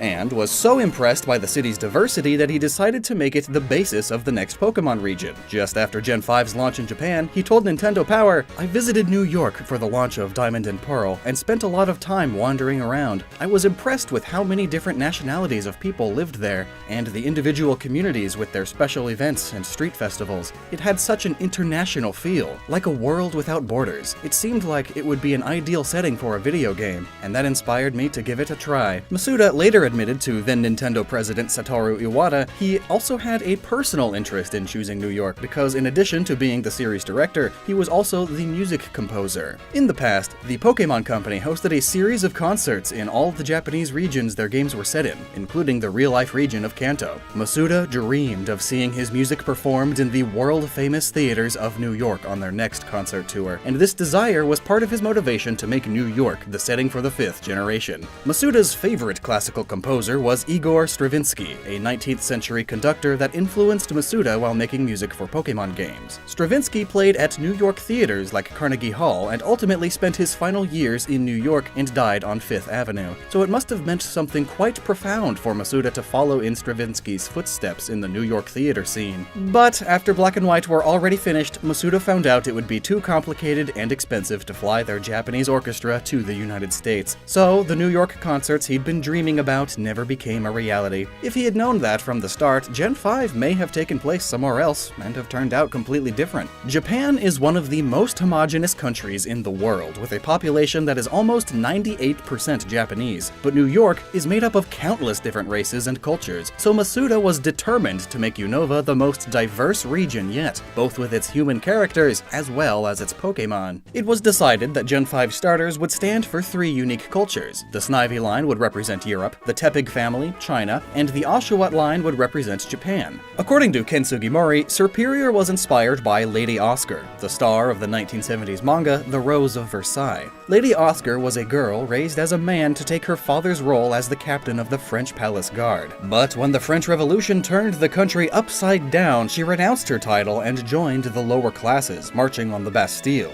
In the end, she's shot by soldiers during the siege and dies of her wounds just as the revolutionaries take control of the prison. Sugimori says Embor was inspired by another fallen soldier, Zhang Fei, from the classic Chinese novel Romance of the Three Kingdoms. Based on a real historical figure from nearly 2,000 years ago, Zhang Fei was a war general known for his bravery and loyalty, but also his drunkenness and hot temper. His story comes to an end when he's killed by his own soldiers, so they can defect to the enemy Wu Kingdom and present his decapitated head as a gift to the Emperor. The water starters, however, were never associated with a specific character. Instead, Sugimori says they're meant to symbolize the lifespan of a samurai, from a child that grows into a military commander. In their efforts to make the human characters as diverse as possible, Game Freak also took body types into consideration. Gym Leader Clay represents a Japanese businessman that moves to New York City seeking fortune, and since the game didn't have any rotund gym leaders yet, the designers made Clay short and fat purely for the sake of inclusion. Gym Leader Skyla was created as a woman who is a leader of men,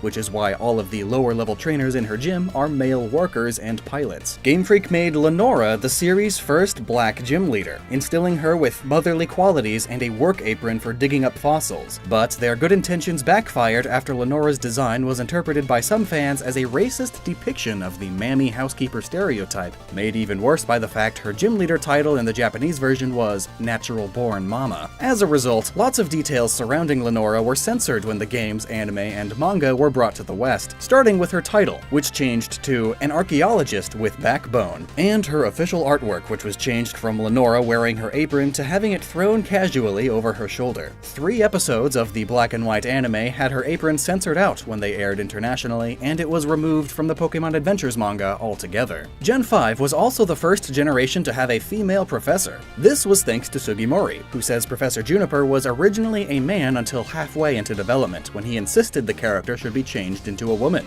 He said, "I went and complained to Masuda. I told him, make the professor a woman. I was the one who'd proposed the changes, so I decided to design her myself. I thought she'd be kind of a New Yorker type. In other words, a real career woman." Just like the NPCs, many of Unova's Pokemon were made with a New York theme, like Trubbish and Garbodor, who look like trash bags, symbolizing the big city's pollution. New York is also home to about 4 million pigeons, so Game Freak filled Unova with lots of pigeon Pokemon. The Crocodile family represents crime and the mob, and Scraggy and Scrafty wear baggy jeans made from their shedding skin, playing the role of urban youth who sag their pants. The Timber family are based on construction workers, and Watchog is based on a road worker in a safety vest. Basculin was added late in development due to the region being short on standard water Pokemon, with Sugimori saying they made it a bass because New York is a good place for bass fishing. Rather than New York specifically, some Unovan Pokemon were themed after the whole country. According to Takao Unno, he designed Rufflet and Braviary by mixing Native American imagery and symbols of Uncle Sam to make them as American as possible. Likewise, Bouffalant is based on buffalo that roamed the open plains until they were hunted almost to extinction in the 1800s. Visually, LGM and Behem borrow extraterrestrial traits from American science fiction movies like War of the Worlds and Close Encounters of the Third Kind, and their names are alien-inspired as well. LGM is a play on LGM, an acronym for Little Green Men, while Behem is a play on BEM, short for Bug-Eyed Monster. They most resemble the Area 51 aliens, with LGM's Pokedex entry telling us that rumors of its origin are linked to a UFO crash site in the desert 50 years ago, referencing the supposed UFO crash that landed in Roswell and was covered up by the US government in 1947. But being Pokemon games, many Gen 5 designs ended up drawing much of their inspiration from Japanese culture. Pansage, Pansear, and Panpour's poses are a nod to the 3 wise monkeys, a common illustration in the Japanese proverb, "See no evil, speak no evil, hear no evil," an expression most often used to scold people who turn a blind eye to evil. Some variations of the proverb include a 4th monkey who represents do no evil, or in other variations, smell no evil. But the do no evil monkey's pose usually depicts him with his his hands covering his genitals. So if Game Freak ever decides to add a fourth elemental monkey someday, you can expect it'll probably be smelling no evil in its official artwork.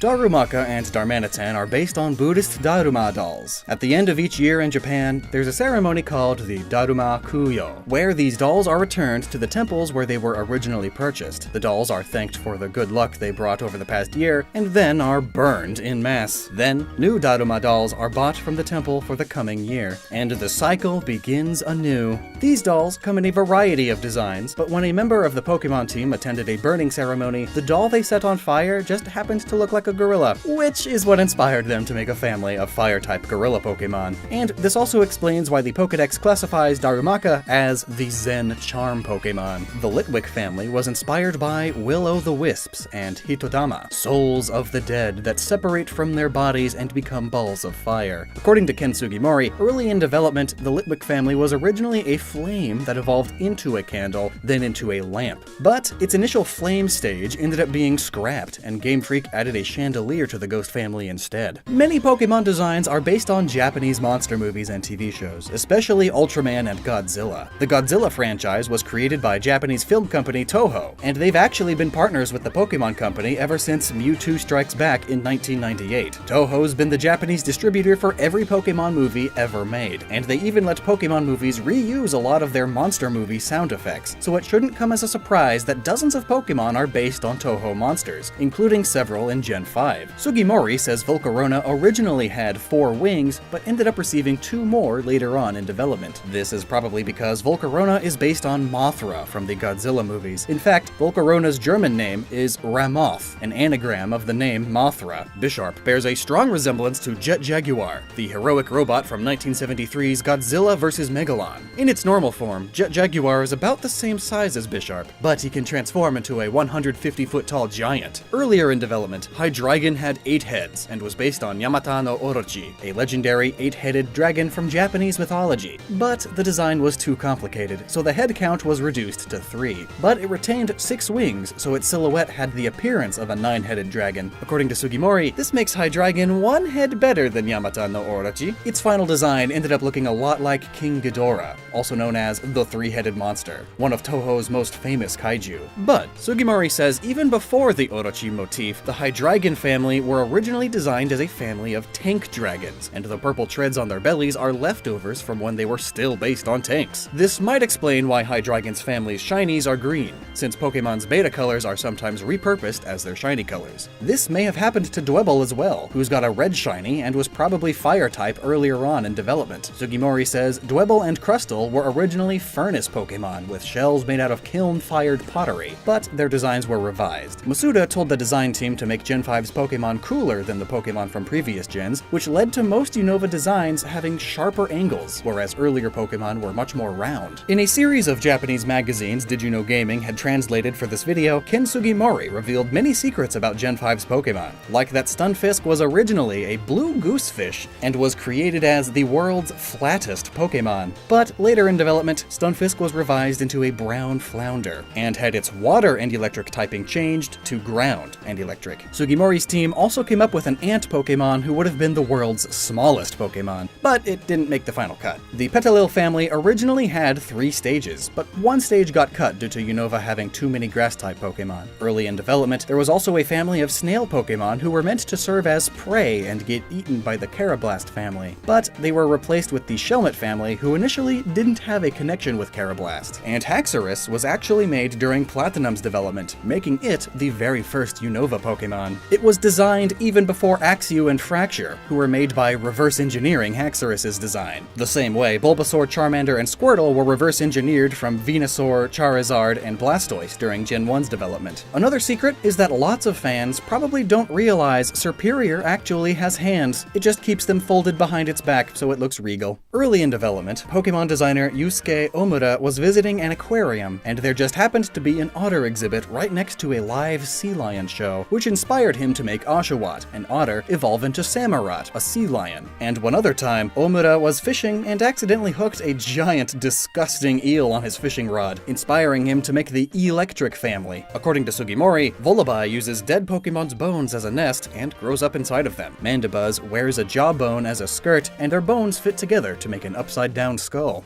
In late 2019, Pokemon designer James Turner deleted 96 tweets he'd shared over the past few years, which had lots of behind-the-scenes info. Presumably, it was Game Freak who had asked him to delete the tweets, but fortunately, Did You Know Gaming's own Dr. Lava archived them all before they were deleted. According to the tweets, the game's planners, like Junichi Masuda, would provide a design brief covering the required elemental type of each new Pokemon, the number of evolutionary stages, and the kind of environment they'd be found in, like a cave or beach setting. Once the designer made their Pokemon, they presented it to the art director, Ken Sugimori, to approve or suggest revisions. About 2/3 of the Pokemon were killed off at this stage, with only 156 of the approximately 500 Pokemon getting approved. Once a designer made a Pokemon that was approved, they'd make a reference sheet showing the Pokemon from every angle. After that, what became of the Pokemon was mostly out of their control. Game Freak's battle team chose the movesets and stats, and although the designer could make suggestions, the Pokemon Company's lore expert usually chose the Pokemon's name, lore, and Pokédex entries. As far as design inspirations, James made Vanillux as a nod to the Stay Puft Marshmallow Man from Ghostbusters, as both Gen 5 and Ghostbusters are set in New York City. He also tweeted out these images of Snowless Vanillite and Vanillux, saying their ice cream's a sheet of snow hiding their true form, which are just bodies of ice. James also made a canon mode for Golurk, which has never appeared in the mainline Pokemon games, at least not yet, but it was featured in the 2011 Wii game Poké Park 2. Canon mode has also been seen more recently in episode 14 of the Pokemon Journeys anime, where it's described as Golurk's ultimate attack. According to James, unlike more recent gens, the designers didn't get to choose the shiny colors of the Pokemon they made for Gen 5, and he wishes he could change Golurk's shiny to, quote, make him look a bit cooler. The first 4 generations of Pokemon games were all localized into English almost entirely by one man, Nintendo of America freelancer Nob Ogasawara. Then the other versions, like the French, German, and Spanish, were all based on Nob's work. In other words, Nob was responsible for lots of small details experienced by fans outside of Japan. He changed a hiker on Route 10 from being high on magic mushrooms to having a bad case of hay fever, and added lots of cultural references like gym leader Fantina saying, "Never give up, never surrender," an iconic phrase from sci-fi comedy Galaxy Quest. Did You Know Gaming spoke with Nob, as well as one of Gen 5's translators, David Numrich, who told us that after Diamond and Pearl, the Pokemon Company completely changed the localization process, and due to contract complications, Nob ended up getting cut from the deal when the restructuring was complete. The company made a new system that could handle everything in-house for a quicker turnaround, and so every version was translated from Japanese directly into every other language, instead of being based on the English version. This meant that the localization of Gen 5 had a lot more cooks in the kitchen, and if Nob's reign hadn't come to an end, lots of Gen 5 Pokemon names would be different as well. But even though Nob wasn't around after Gen 4, his spirit lives on more than a decade later as a hiker just west of Bill's house in Let's Go Pikachu and Eevee.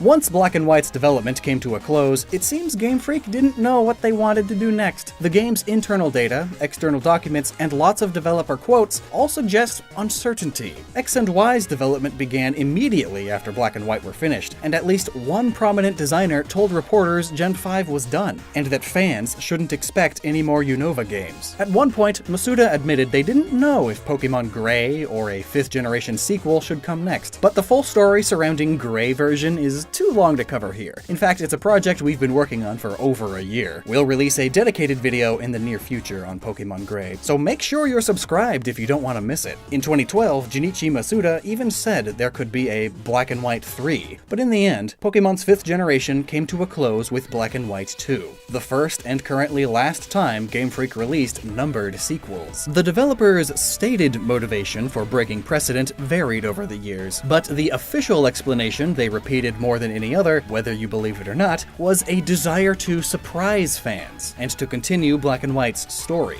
To quote them in their own words, Pokemon Company President Ishihara said that lots of players were expecting us to follow the same pattern, so for the first time, we decided to try adding a 2 for a pleasant surprise. That sort of surprise is what gives this product its newness. With the developers for the original Black and White, there was a lot more experimentation as they considered how best to reboot the franchise. For example, N was originally supposed to be a lot creepier before they dialed it back, but for the sequels, most of their effort was focused on finding ways to remix the Unova region. As a result, there weren't nearly as many ideas scrapped in development, but there was a significant amount of content originally planned for Driftvale City that didn't make the final cut. In the 2 years that passed between Black and White and Black and White 2, a new facility sprung up in Driftvale called the Pokemon World Tournament, where players took part in tournaments with prominent trainers like gym leaders and Elite Four from previous generations. Fans could also download 3 unique tournaments and battle against 12 real-life competitors from the 2012 Pokemon World Championship. The 2012 Pokemon World Championship was held in Hawaii and split into 3 age groups: juniors, seniors, and masters. The top 4 competitors from each age group, as well as their Pokemon teams, were all added to Black and White 2 as DLC tournaments, enshrining those fans forever as part of Pokemon history. Did You Know Gaming spoke with Nitesh Manim, one of the Senior Division's Final Four, who said they told the participants after the event that we'd be getting our own downloadable characters. I was excited that I would have my own character. However, the full excitement didn't hit until my character was released, and I was able to battle myself. Having my own in-game character meant a lot to me, and I know it also meant a lot to the other competitors. However, hidden inside the game's internal data, there are 3 more tournaments that didn't make it into the game. The top 12 finalists from 2011, previous year's Pokemon World Championships. The programming for these tournaments was never finished, depriving those 12 champions of their place in the history books. We spoke with one of the champions, Inosh Shahar, who was honored to be included in Black and White 2's data, but heartbroken he was cut from the game itself. Inosh told us, "I've played Pokemon since I was little, and it felt like the coolest thing to be immortalized in the franchise by literally being coded into the game. I was really looking forward to being able to battle myself. The in-game AI is usually pretty terrible, but I still figured I'd get some laughs. And even though it didn't make it to the final release, I'm glad they added something for the Pokemon World Championships 2012. Leaving a mark on the game we love to play is just so satisfying. It was completely unexpected because they've never done something like that before." At the end of Pokemon Gold and Silver, there's a battle against the strongest trainer in the game, Red from Gen 1. Fighting your previous self in Mount Silver was Gen 2's biggest battle, serving as the grand finale of the game. A similar idea was planned for Black and White 2, where the player would have an epic battle against Hilbert and Hilda, the protagonists from Black and White 1. The internal data includes text for the PWT building like, "Meet Hilbert, the trainer some claim to be the strongest of all," and dialogue where Hilda tells you, "Make your dreams come true. Someone once encouraged me to do that. Even now, I'm continuing my journey to realize those dreams," which is a reference to the final scene in Black and White, when N tells the player to make their dreams come true. But unfortunately, just like Inosh and the rest of the 2011 champs, Gen 5's biggest battle ended up being cut. There was also some content in the PWT building that wasn't cut, but was made available exclusively in Japan. The only tournaments available for download internationally were the 3 based on the 2012 championships, but in Japan, there were 6 more tournaments, including one focused on Lance the Dragon Trainer, and 2 more focusing on legendary Pokemon. But the most memorable Japanese tournament was the last one added to the game. It was called You Can Challenge the Unova League 2, consisting of 4 battles against Ash's rivals from the Black and White anime, Virgil, Cameron, Stefan, and a final battle against Trip. Unfortunately, none of the PWT tournaments have been available anywhere in the world since Nintendo shut the server down in 2014. However, all 9 events were preserved by Project Pokemon, and fans around the world can still download them and experience them using a link in this video's description.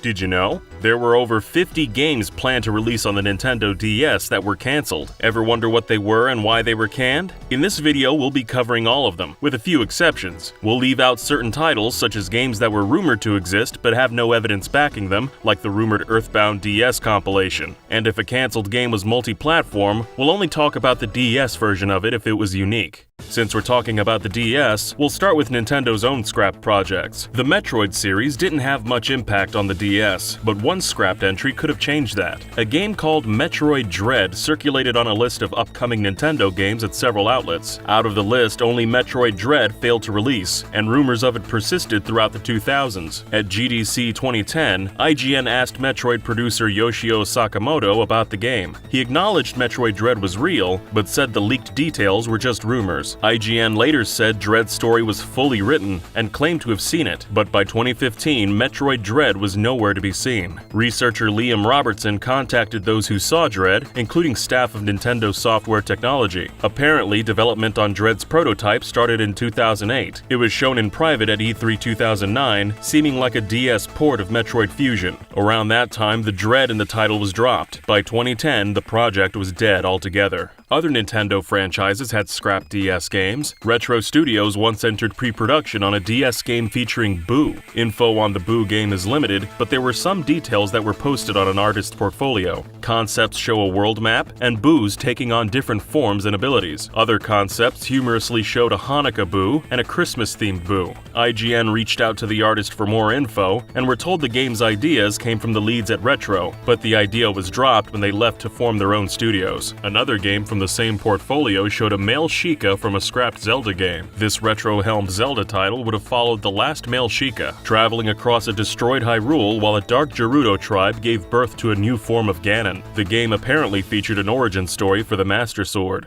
Nintendo's ex-right-hand studio Rare had 2 games in mind for the DS that were canned. On a YouTube video showing beta assets from Banjo-Kazooie Grunty's Revenge, an ex-developer left a comment. Apparently, when the handheld team migrated to the DS, one of their first ideas was for a Grunty's Revenge sequel. It would have retained the fixed camera from the original, but with 3D graphics. The developer added that Donkey Kong Country 4 was considered for the DS, as the DKC trilogy had just been released on the GBA. Sometime after dropping these details in the comments, the same user got in contact with Donkey Kong fan site DK Vine and elaborated. After the team finished the 3rd GBA game, they had an engine they could use relatively easily. The idea of a 2.5D Donkey Kong Country sequel on DS occurred to them, though ultimately nothing came of it. As we've mentioned before, Seaman creator Yute Saito once had an idea for a game called Mario Motors. In the early 2000s, Saito took up metal sculpting as a hobby. While chatting with Shigeru Miyamoto and Satoru Iwata at a meetup, he told the men about his game idea based on metal sculpting, and they decided to give it a go.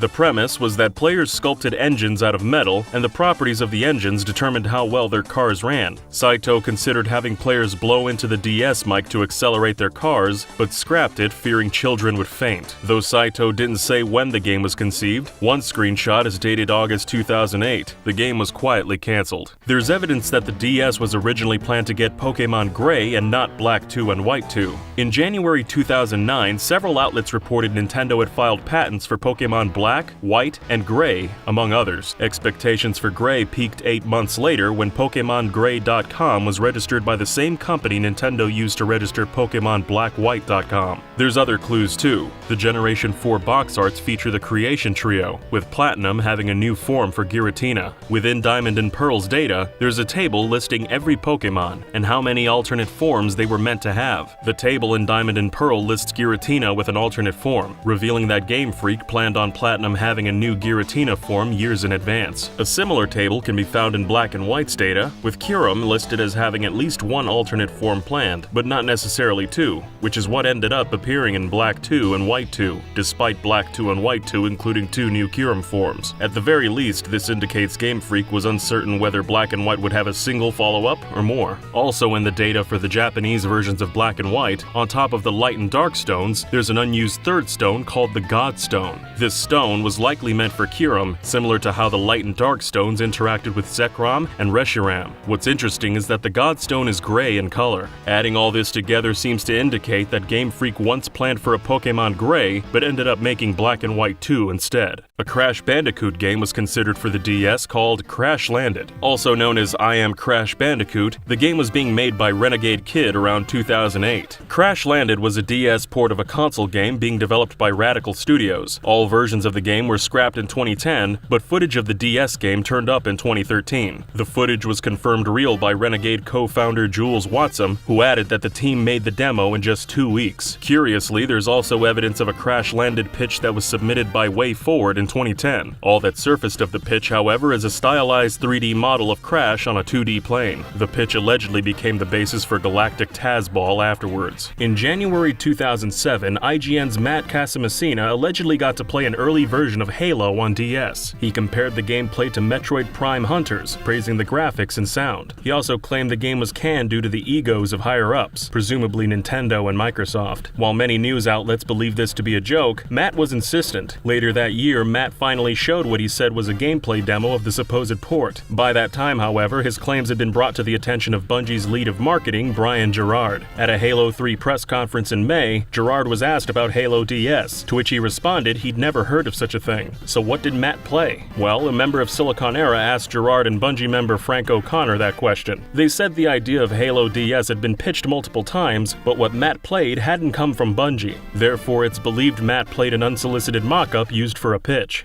Just before the DS's launch, a few games were announced by Namco. Two of these were RPGs, Xenosaga and Baten Kaitos DS. Both were in development by Monolith Soft, with Namco publishing. While Xenosaga DS was released as Xenosaga 1 and 2 in 2006, Baten Kaitos went missing. Monolith's president, Hirohide Sugiura, was asked by Cube 3 if the game was still alive. He responded saying, "Please ask Namco for this question because they sell the title. We are strongly willing to develop this." A Namco producer later commented, "The Baten Kaitos DS project has been stopped once. Further development is currently undecided." A month later, Sugiura again said development was pending and the team was waiting on directions from Namco. The game appeared again in a list of games pending release on Namco's website in 2008, but was taken down almost immediately. Nothing has been heard of the game since. Sensory Sweep Studios had nearly 200 employees and was working on several DS games, the first of which was Eagle Summoner. Eagle Summoner was a puzzle RPG being made in 2008. Its gameplay was similar to Puzzle Quest, with the player fighting puzzle-based battles. Interestingly, the fact this game was in development during 2008 would lead you to believe Sensory Sweep was still operating as a company that year. However, the company went bankrupt in 2005, yet continued to develop its games under two different name changes, one of those names being FoopTube. But Eagle Summoner wasn't the only casualty of FoopTube. Crash Tag Team Racing on DS was too. While Tag Team Racing was developed by Radical Entertainment, the game's DS port was left to FoopTube. In 2014, Crashmania user Bitmap contacted the game's artists. One artist, Mike Wood, explained the DS port was based on the PS2 game. They worked on it for 9 or 10 months and were just months short of finishing it before Vivendi Universal canceled the project. The team was told the game was canceled due to Mario Kart DS, with Vivendi believing Tag Team Racing wouldn't stand a chance against it. However, it suspected the real reason was due to issues between the publisher and FoopTube management. This isn't hard to believe. By that time, the studio's owner was accused of many illegal activities, including tax evasion, fraud, and not paying his employees. The Department of Labor got involved, with some employees reportedly unable to pay for healthcare and mortgages. Shantae Risky Waters, also known as Shantae 2006, was a Shantae game pitched for the DS. Matt Bozone, Shantae co-creator, theorized that with the DS, gameplay would be possible on the top screen and the bottom screen at the same time. The team made up a 13-page treatment of their ideas for the project. One idea had players river rafting on one screen while simultaneously controlling a bird over the river on the other. Another involved digging caves on the bottom screen while battles raged on the top. Unfortunately, no publisher was interested, and the idea was scrapped. Some Shantae fans believe some ideas from Risky Waters made it into Shantae Risky's Revenge, a DSiWare game released in 2010. A Boy and His Blob was a sequel to the original game by David Crane. It was in production at Skyworks Technologies, the studio that Crane himself co-founded. Majesco revealed the game in its E3 2005 lineup, and an early demo was shown on the show floor.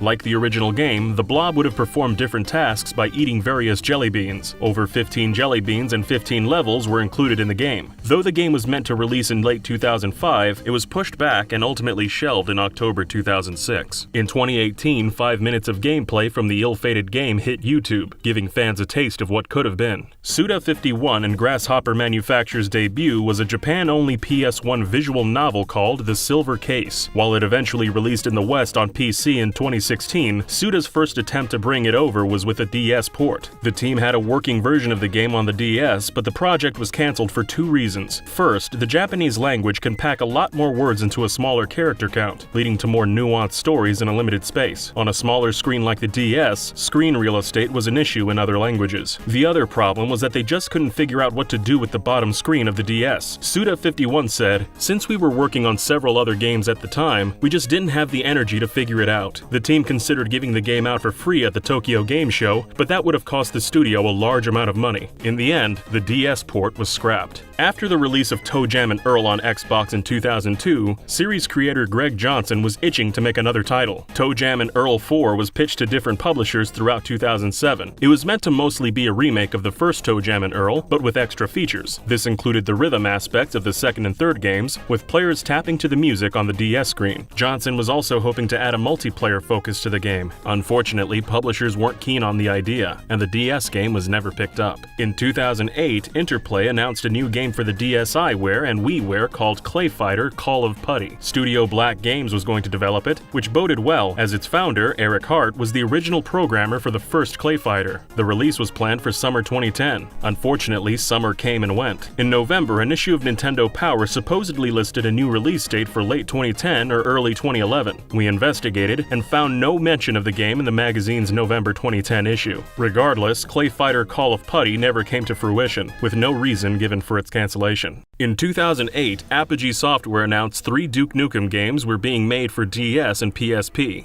These games were known as the Duke Nukem Trilogy. Of the 3, Apogee only released one, Duke Nukem Critical Mass. As for the other games, one was believed to be a port of the game Duke Nukem Mobile, which was originally made for the Tapwave Zodiac handheld in May 2004. Whereas Critical Mass was a side-scroller, Duke Nukem Mobile was similar to an FPS. The Zodiac version came out in May 2004 and was ported to mobile in 2007 with a multiplayer mode and 7 extra levels. As the DS demo had these same features, it's believed to have been developed around the same time.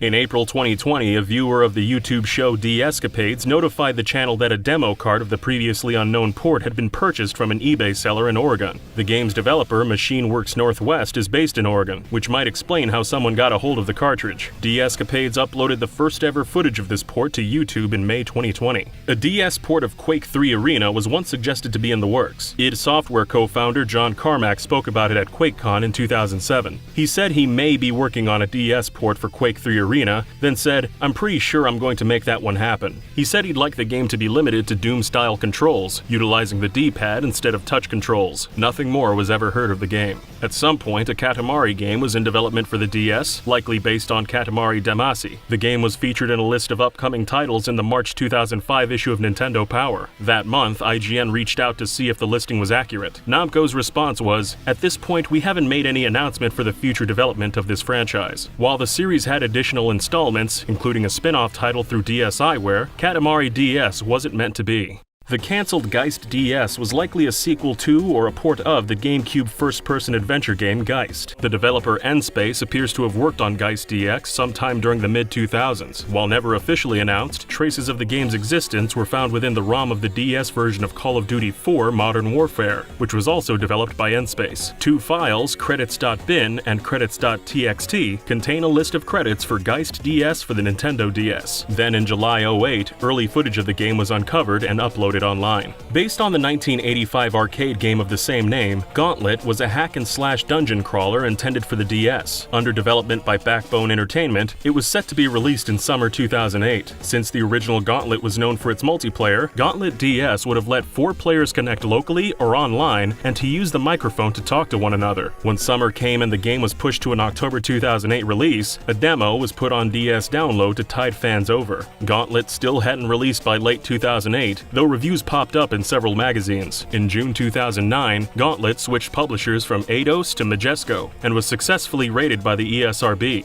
Despite seeming ready for publication, Gauntlet never released. That said, Gauntlet's engine was repurposed for Backbone's port of G.I. Joe: The Rise of Cobra, which was released in August 2009. On December 26, 2013, a user on the Assembler Games forums dumped the US and EU ROMs of Gauntlet. Both versions of the game were seemingly 100% finished. Super Pac-Man Pinball was meant to be a follow-up to its predecessor, Pac-Man Pinball Advance for the GBA. Under development at Rubik Interactive, Super Pac-Man Pinball would have pitted Pac-Man against his nemesis, Pac-Monocle. There were 3 playable characters, Pac-Man, Miss Pac-Man, and Paconius Maximus. The game also would have featured 3 multiplayer modes, including a mode where players could mess with each other by shaking their table or turning their pinballs invisible. There were also mini-games within single-player mode, with secrets hidden behind passwords spoken into the DS microphone. microphone. This information was reported by IGN, but just 3 days later, they reported the Super Pac-Man pinball was cancelled with no given reason. To this day, only 2 screenshots have ever been uncovered. In December 2008, a 2009 LEGO Racers set came out early with a surprise on the side of the box, an advertisement for LEGO Racers the video game. Despite the advertisement, the game never surfaced. In 2013, a Firebrand Games developer released screenshots of work he did for the LEGO Racers game. The screenshots used, however, showed a higher graphical quality than the DS could handle, leading many to conclude the game was also being developed for the Wii before it was cancelled. Another game based on toys, Choro Q, was also a racing game, and was based on the popular line of Japanese pullback car toys of the same name. Atlas was developing the game sometime in 2004. While Choro Q never got released, we can assume based on similar Choro Q games that it would have had car customization and possible RPG elements. It likely would only have released in Japan, like past Choro Q games. Ultima Reborn was a DS port of Ultima 4 pitched to EA in 2008 and developed under their Montreal division. Project designer and lead artist Stefan Berlin said Ultima 4 was his favorite game and wanted to make a worthy reboot. The team chose to put Ultima Reborn on DS, as the handheld lacked Western RPGs. The game only got 6 months into development before being cancelled, however. Much concept art still remains, showing a large departure from the series' previous style, including many scantily clad women. A different artist who worked on the game said Reborn was going for a pixel art style, taking inspiration from Street Fighter, Metal Slug, and the work of Stefan Boutan, who worked on Scott Pilgrim vs. the World. Shining Legend would have been an action RPG made by Korean developer Blueside, originally titled Princess and Knight. In its comedic story, a prince leaves his country to go study and returns home to find the king missing and the country in massive amounts of debt. The prince has to pay back this debt in 800 days, accompanied by 7 princesses who had run away from a neighboring kingdom. The princesses could aid the prince in battle, as well as drop out of battle if the prince failed to impress them. With 400 quests and multiple endings, it would have been a truly ambitious game. It was meant to be released in 2010 in Japan, with later releases internationally. Although Shining Legend never came to be, Blueside later made a tower defense mobile game called Princess Pajama, which is slightly reminiscent of the old DS title. Canadian studio Blossomsoft had 3 different DS titles in development that were all canned. The studio's founder, who went under the alias Elder Prince, felt strongly about the projects. One game called Mimic Book was something Elder Prince said was very, very, very special. They said it would intensely please every type of RPG lover, especially the ones in search of new taste. A second project, titled Gunner, was intended to follow Mimic Book's release. It was a side-scroller adventure RPG, said to include an undisclosed ingenious feature. The game took place in a post-apocalyptic fantasy world, vaguely inspired by Norse legends. The last project was titled Sagrada Guardians. It was initially developed for the GBA under the name Western Lords. The game followed 4 characters and a legendary city of gold called the Shining City. Sagrada Guardians was to have real-time 3D graphics and voice-acted cinematics. In 2008, both Mimic Book and Gunner were confirmed to be on hold, as Elder's personal life led to some difficulty with development. While Mimic Book, Gunner, and Sagrada Guardians haven't released, Prince did release a game for PC in 2008 and continues to make games. The game Cerulean Dreams was a shoot-'em-up with RPG elements developed by Mezco Studios. Originally meant for the GBA, development migrated to the DS after the handheld was announced. This was so the game could utilize 3D models, scrollable menus via touchscreen, and full co-op play. The game was meant to be more than just a run-of-the-mill shoot-'em-up. It featured 4 main characters you could control and whose ships you could upgrade. The last definitive news of the game came from Mezco's website, which noted they were working on a DS demo to shop to publishers. Since then, it's fallen off the radar. One curious case of a cancelled game is Space Agency. This was an action RPG by Audio Inc., where players are employed by a space agency to protect planets from space pirates. Players would have interacted with populations on the planet to learn skills like negotiation, table manners, and something called pheromone. But what makes this game situation really curious is this. In December 2009, a YouTube video was uploaded showing art and screenshots from the game. Roughly 2 years ago, someone from the team commented on the game and said they still had plans to develop it once certain personal matters were attended to. Despite this note, no other information about Space Agency is surfaced. To the great sadness of everyone on the planet, the DS lost out on a game based on iconic painter Bob Ross. In March 2006, AgFrag Entertainment announced a game titled The Joy of Painting for the DS, Wii, and PC. The studio got a licensing agreement with Bob Ross Inc. in 2006, giving them rights to all transcripts, archived audio, and Bob Ross's paintings. Nintendo's platforms were chosen for the title because of Nintendo's sense of creativity, which Hatcher's team aspired to. Unfortunately, in December, news broke that the game had been shelved. On the the game's Yahoo group, AgFrag announced they'd no longer be involved in Bob Ross-related games. When GameSpot reached out to studio head Joseph Hatcher, he said he couldn't say too much for legal reasons, but wouldn't consider the project totally cancelled. Later on the studio's website, Hatcher apologized for disappointing fans. He said that in the future, fans wouldn't hear about new games until they were nearing release. There was no confirmation that AgFrag ever found a publisher, which could be a reason the game was cancelled. In April 2009, reports surfaced claiming Radical Entertainment was making a new Spider-Man game. That game eventually became known as Spider-Man 4, the name of both a cancelled Sam Raimi movie and a cancelled DS game meant to coincide with that movie's release. Though there isn't much info about the game, screenshots of the home console version were shared by artist Wayne Dalton in June 2019. After the game's cancellation, the developers incorporated much of their work on it into the game Prototype 2.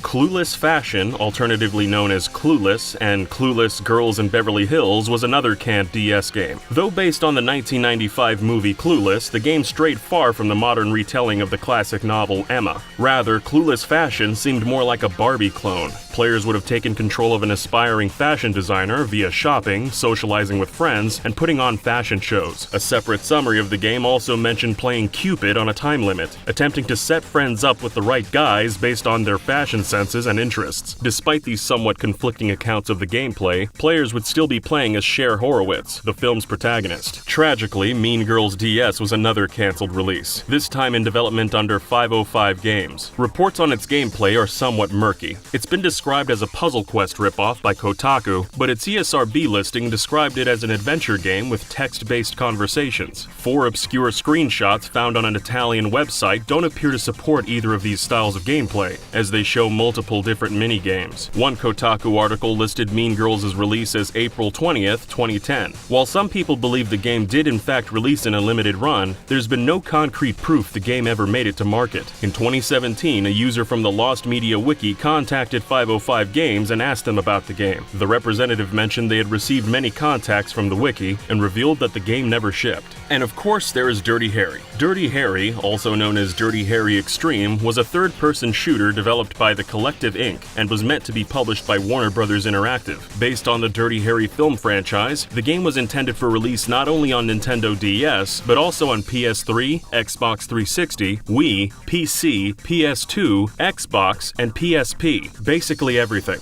Dirty Harry was set to take place between the first and second films, and was meant to add more depth to the protagonist. While Collective Inc. made the Xbox 360 and PS3 versions, Sensory Sweep was tasked with the Wii, DS, PS2, and PC ports of the game. Because the developers wanted a similar third-person shooter experience across all platforms, the DS game had to be built from scratch. Consequently, the DS version featured a more cel-shaded art style. While development was apparently progressing smoothly, Collective Inc.'s version was cancelled by Warner Bros. In 2007. The DS game was then cancelled soon after. The Sensory Sweep team was reportedly very behind schedule and wasn't equipped for development on home consoles, as it had only developed for handhelds in the past. The West weren't the only ones with planned tie-in games. Initial DX was a racing game based on a street racing manga of the same name. It was in development under Sega sometime in 2007 and 2008. Though never officially announced, Sega's website uploaded a few screenshots from the game in March 2008. These images were quickly taken down, and nothing else was said of Initial DX since. Decathletes was a sports title being developed for DS and PSP. Its developers, Codemonkey, were known for their historic work on Shrek Treasure Hunt and Charlotte's Web. Their goal for Decathletes was to make a realistic athletics sim whilst maintaining a compelling pick-up-and-play game style, according to Codemonkey's Adrian Hurst. The game would have had full character customization and would let players recreate their sporting heroes with mind-blowing accuracy. Decathletes also had a career mode where players eventually unlocked famous stadiums and bonus events. Decathletes also would have had a multiplayer mode supporting 4 players. Despite a promising premise, the game never surfaced. Announced in 2008, Matchman was a run-and-gun game by Chinese studio TFH. The studio signed a 2-year agreement with Lexicon Games to publish Matchman on the DS, as well as on the Wii and PS3. The game was based on Brothers Grimm and Hans Christian Andersen tales. It had a black-and-white drawn art style that was fairly unique at the time. Matchman also featured a commuter mode, meant for players who were commuting to work. According to marketing material, this mode let people play with one hand. Around 2008, Lexicon canceled the project. Mamba Games scooped it up afterwards, but Matchman hasn't been seen since. Black and White Creatures was a DS version of the original Lionhead Studios game Black and White. Both games are god simulators where players control the world as they see fit. In Black and White Creatures, the creature becomes more of a focus. The player has to train them to do their godly bidding and is able to reward and punish the creature accordingly. The DS game was planned to feature several different island locations, as well as multiple never-before-seen creatures. There were also new gameplay modes in which creatures were pitted against each other, and a dancing mode in which you teach your creature how to get down. Black and White Creatures was announced May 9th, 2005, and a rough demo was showcased at E3 the same month. It was set for release in early 2006, but disappeared for unknown reasons. How I Spent My Summer Vacation was a DS game described by one developer as a survival horror game for kids. In it, a little girl named Joanne, armed with a chainsaw, takes down evil zombies plaguing her summer vacation. Santa Cruz Games created a demo for the game before it was ultimately cancelled. It's speculated Santa Cruz couldn't find a publisher for the project. Another entry by Santa Cruz, Chalice, was a shoot-'em-up being developed in 2008. Based on screenshots, the game would have been a 2D side-scroller. While a playable prototype did exist, it seems the team was unable to find a publisher. Raid Over the River was a vertical shooter under development at the Polish studio Nibris. Players controlled an air combat vehicle through a series of missions, featuring an easy-to-learn but hard-to-master flight model. The game began in Peru, where archaeologists uncover an artifact that can travel through time via other dimensions. The game had two different storylines, with one protagonist attempting to take down a sect of the Knights Templar bent on summoning the demon Baphometonto. Power-ups, different vehicles, multiple gameplay modes, and co-op multiplayer further fleshed out the game. The title also made use of the DS's mic with voice commands launching special attacks. A Wii version would have followed the DS version. Unfortunately, Nibris was unable to find a publisher for the game and closed down in 2010. Hachi Koi was also a love simulator, or dating sim, in development by Electronic Arts for the DS. It was announced in 2008 with an enticing plot. The god of death visits the player and tells them they are going to die on their next birthday, which is 1 month away. The only way out of this fate is to fall in love and make someone fall in love with them. Despite the exciting plot, in 2009 it was announced in Famitsu that Hachi Koi would never be released. Reportedly, the gameplay would have primarily been about touching girls in various ways with the stylus, such as rubbing suntan lotion on them. Given the premise and the racy screenshots found of the game, it's likely Hachi Koi would have only gotten a Japanese release. In 2008, Taito attempted to bring back cult classic arcade game Elevator Action for the DS, featuring similar gameplay and the original illustrator James Harvey. As the story goes, Harvey was on a trip to Japan when one of his friends had a meeting with a Taito representative. Harvey was asked to redesign the three main characters to make them look classic, but still fresh. Taking inspiration from hip-hop culture, modern Chinese street fashion, and North Korean military wear, Harvey turned the designs in, only for nothing to come out of the revival. Moonlight Fables was one of the first titles announced for the DS by a Western publisher, and was in development under Cyber Philharmonic. It was meant to be released in 2005 by Majesco as a side-scrolling action-adventure with an interesting story. The protagonist was 19-year-old werewolf Trista Silver, graduate of the Officer School for International Strike Forces and heir to the Wolfen Empire. Using the touchscreen, players could change the phases of the moon to take advantage of her werewolf powers. A range of weapons were available, from blasters to Trista's own teeth and claws. Though the game was ultimately cancelled, a developer who worked on the game at least revealed why on Unseen64. They claimed the project was cancelled because of poor time management and conflicts within the team, which was made up of only a handful of people. When said developer joined, the project was already behind schedule, and when the deadline for showing a playable demo to Majesco arrived, they had nothing to show. Naturally, Majesco stopped funding the project. From what the developer had to say, the game had about 14 levels, and the size of one level was bigger than an entire Metroid or Castlevania game. My Life Coach was a casual lifestyle DS game. It was designed alongside behaviorists and nutritionists with the end goal of helping players change their lives. The game was one in a long line of My Coach games by Ubisoft aimed to help players learn skills, get fit, and practice for SATs. My Life Coach took the form of a virtual diary, helping players set goals and adjust their habits. This life-changing game was slated for holiday 2007, but unfortunately never released. The game CCTV was made by John Hare at Nikitova Games as a fairly original concept. Players work as a security operator and utilize CCTV to catch criminals in the act, capturing the moment of their crime. They then have to use other cameras to track them down in a crowd. Selecting the wrong person will result in lost time.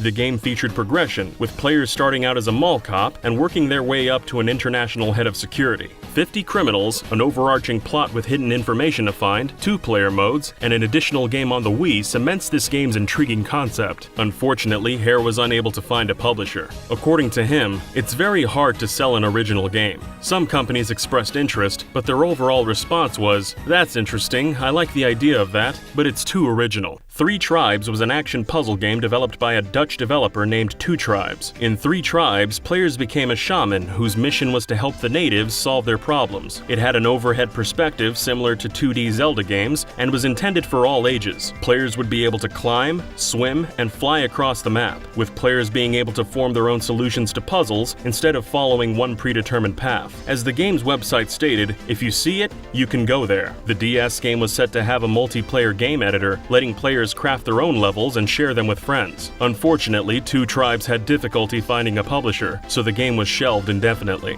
Another game was in the works at 2 Tribes called Rewind. It began development in 2005 as a twin rails shooter. 2 Tribes co-founder Martin Roovers revealed in 2015 that players could rewind time, at which point the enemies would become slightly harder. Other than that, the goal of the game was simple: destroy everything. The game world was said to be carefully scripted, making use of a CD-quality soundtrack for further immersion. Unfortunately, the team discovered when they put the game together that it wasn't much fun. In fact, Roovers said, "It really sucked." Thankfully, the time spent on the game wasn't all lost, as the concept of Rewind and some of the game's elements were later repurposed for Rive, which released in 2016. In August 2004, a port of the PS1 and Saturn RPG Vandal Hearts was listed as an upcoming title under Konami, but was ultimately canned. Nothing else is known about the project. My Personal Diary was listed as a game in the works by Ontario studio Dreamcatcher Interactive. Based on the name, it's assumed the title was some sort of virtual journal. While slated for a February 2009 release, it never materialized. Dreamcatcher Interactive was also making a game called Paint DS. It too was ultimately cancelled, though a similarly named game, Paint by DS, did release from Mercury Games in 2008. Living High, Killing Low was a DS game developed by Genki Co. Despite the intriguing name, nothing is known about it except that it was cancelled in 2006. In December 2004, Orbital Media released a GBA game called Racing Gears Advance. Rather hopefully, they quickly announced a sequel, Racing Gears 2 for GBA and DS. Nothing else emerged after the announcement. Gravity Zero Racing, also known as Zero G, was a game in the works at Midas Interactive. It was a futuristic racing game with tournament modes, online modes, weapons to take out other racers, and advanced racing physics. It was planned to release around October 2008 and even had a listing on Amazon UK. However, Gravity Zero Racing vanished without a trace. World Reborn Unification was announced sometime in 2008 by Neopong Software. It was a 2D shmup meant as a sequel to World Reborn, a GBA title that also ended up getting cancelled. According to a developer, none of the publishers they contacted wanted to commit to the game. While World Reborn eventually released via ROM download, World Reborn Unification was never finished. Ninja Jajimaru-kun Penwaken Yorimo Kyoshida Gozaru was meant to be a DS remake of a similarly named Japan-only 1985 action game. The game was canned, and its company Jalico later closed due to increasing competition in the video game market. An ambitious game called Emperor was being developed by Frame Studios. It was an RTS where players took control of either the Greek, Roman, or Egyptian Empire to conquer the world. A trailer was published in 2010, but little else is known about the title. A tie-in game based on the Animal Planet series The Jeff Corwin Experience was once in development. Just like the show, the game would have taught players about wildlife, educating through fun. It was going to be released on DS and PSP, but nothing came of it after its initial announcement.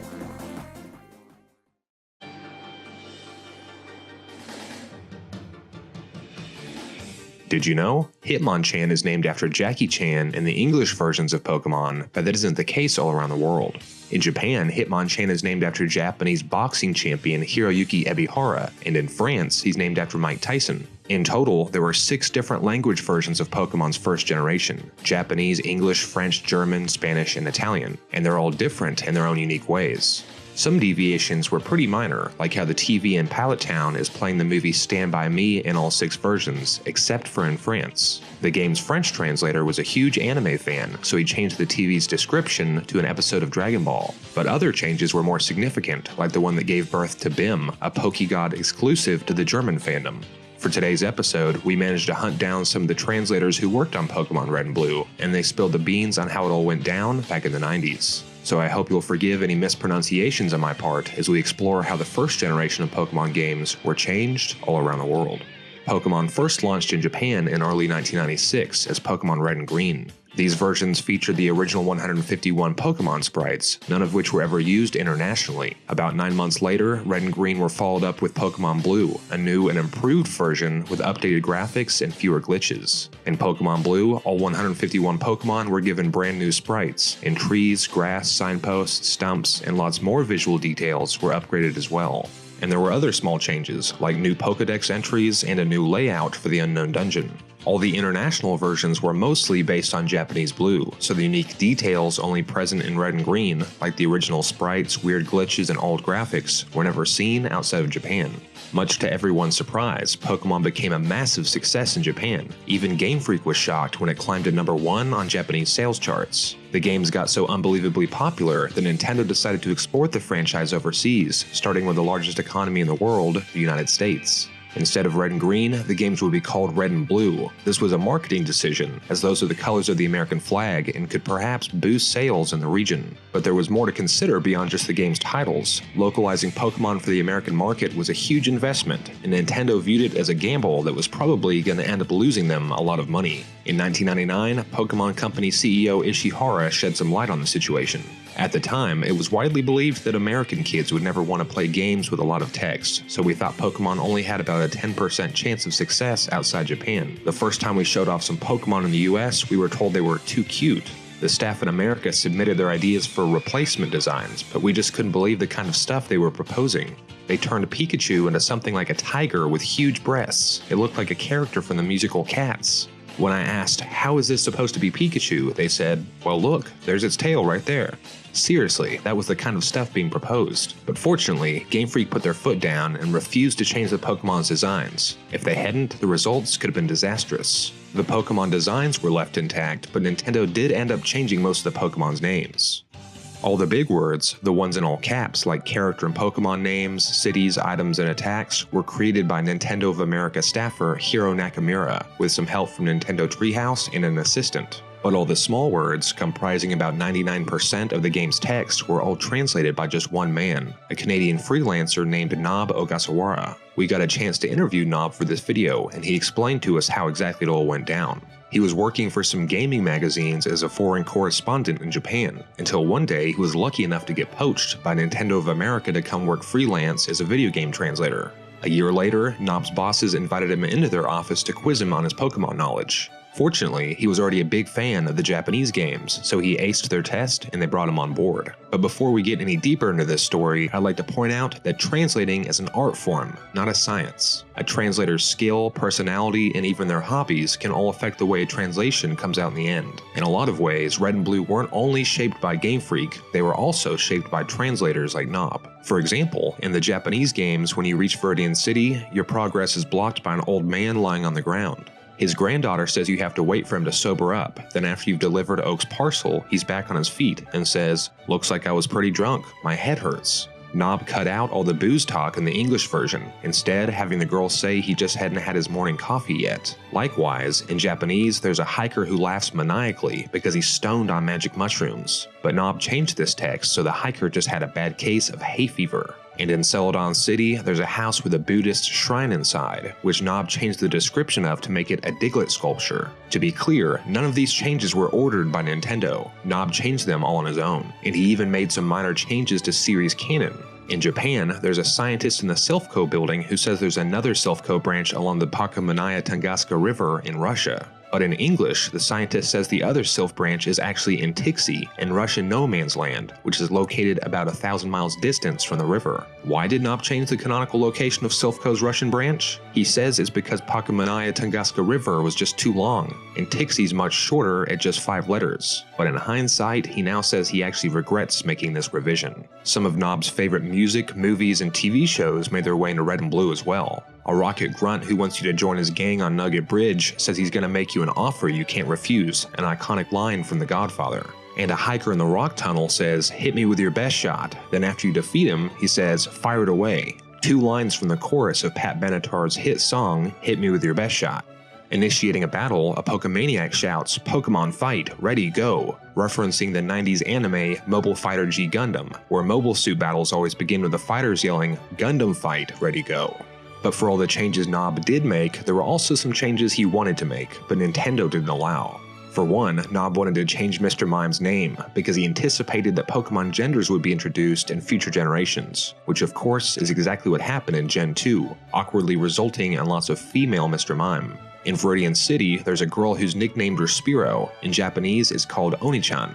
To better fit with American culture, Nob changed Spearow's nickname to Brittany, named after Britney Spears, so it was something like Britney Spearow. However, the higher-ups didn't like this joke one bit and changed Spearow's nickname to Speary and told Nob that any more of these sorts of shenanigans would end in instant termination. There's a lot of Nob in Gen 1, but as a freelancer, it wasn't until Gen 3 that he finally got enough clout to start making the big decisions. Nob's English translation was later used as a base and localized for the German, French, Spanish, and Italian markets. Each language was handled by 1 or 2 translators apiece, all working side by side at Nintendo of Europe HQ in Germany.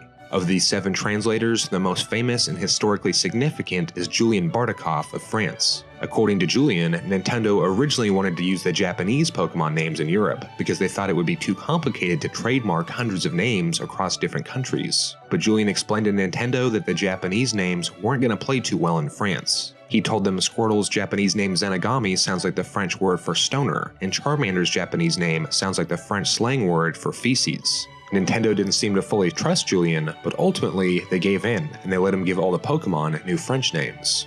And thanks to Julian, France may have ended up with the best name localizations of any region, better even than the English games. We interviewed Julian and he told us that he implemented as many legends and fairy tales into Pokemon names as possible. For example, he named the legendary bird trio after the Nordic gods Odin and Thor, as well as Ra, the Egyptian sun god. The French name for Beedrill drew inspiration from the Three Musketeers' D'Artagnan, and he named Gyarados after Leviathan, the Bible's gigantic sea serpent. He named Farfetch'd Canartichoke, which means duck artichoke. This confused a lot of fans because Farfetch'd actually holds a leek, not an artichoke. But Julian says this was actually his idea of a prank, a way to trick fans into thinking that Farfetch'd had an evolved form that wields an artichoke. Nob almost got fired for nicknaming a Spearow after Britney Spears, but Julian had a lot more freedom to make his mark on Kanto. In English versions, there's a Farfetch'd nicknamed Dux, but Julian changed his nickname to Julio, named after himself of course, and he nicknamed a few more Pokemon after some of his best friends. And just like Nob, Julian injected many of his own interests into the games as well. One of Koga's lackeys in the Fuchsia City Gym references a Japanese show that was popular in France at the time, Space Sheriff Gavin. He says, "I want to be a ninja and jump from tree to tree, like on TV, like X-Hog the Space Pig." And in French, the attack Minimize was renamed Lilliput because in the 18th century book Gulliver's Travels, Gulliver was taken prisoner by a town of tiny people on an island called Lilliput. There are many more details that make the French localization truly unique, probably too many to count. But suffice it to say, Julian had a huge impact on the Pokemon franchise in France. Thanks to Julian, Germany ended up getting unique Pokemon names as well, like how Geodude was renamed Kleinstein after the famous German physicist Albert Einstein. But the name Kleinstein works on another level as well, because in German, Kleinstein means small stone. Most English speakers are familiar with the magic incantation Abracadabra Alakazam, but in Germany, magicians say Abracadabra Simsalabim, so the Germans changed Alakazam's name to Simsala. But the final word of the incantation, Bin, was missing, so German kids were convinced there was a secret 4th evolution called Bin. American playgrounds were rampant with rumors of the so-called Pokegods like Mew3 and Peekaboo, but in Germany, Bin was one of the most sought-after Pokegods of them all. Lance the Dragon Trainer was renamed Siegfried after Germanic mythology's Siegfried the Dragon Slayer, who killed the cursed dragon Fafnir and bathed in his blood. Just like most everything made in Germany, their localization was efficient and accurate, a pretty straightforward German translation of Nob's English translation. It didn't contain too many errors, but also maybe didn't employ as much imagination as the French version. Unlike the other 4 languages, Italy and Spain didn't get their own unique Pokemon names, they simply reused the English names. We'd always wondered why, so we got in touch with Italian localizer Elena Fogazzaro, who explained that Nintendo already had an organized structure in place for translating French and German, but not for Italian and Spanish. In fact, Elena and her partner Leonardo were the first Italian translators that Nintendo hired for any game, ever. Translating Red and Blue into Italian and Spanish at all was an experiment for Nintendo, an experiment that they didn't think would pay off. But Nintendo's lack of confidence ended up having consequences that echoed into the future. To this day, Italy and Spain still don't have unique Pokemon names. After passing on Gen 1, it would have been weird to start in Gen 2, so recycling English names just became the norm. Every localization has some mistakes, but the Italian and Spanish versions have a particularly bad reputation for containing lots of translation errors. For example, in Spanish, when you hook a Pokemon with a fishing rod, like a Magikarp for example, instead of the game telling you the hook Magikarp attacked, it says El Malvado Magikarp Attacco, which means the evil Magikarp attacked. The attack slam was translated as portazo, which instead of something like a body slam actually means to slam a door. As a result, Spanish kids grew up thinking that fish Pokemon were evil and that Pokemon routinely slammed doors on each other.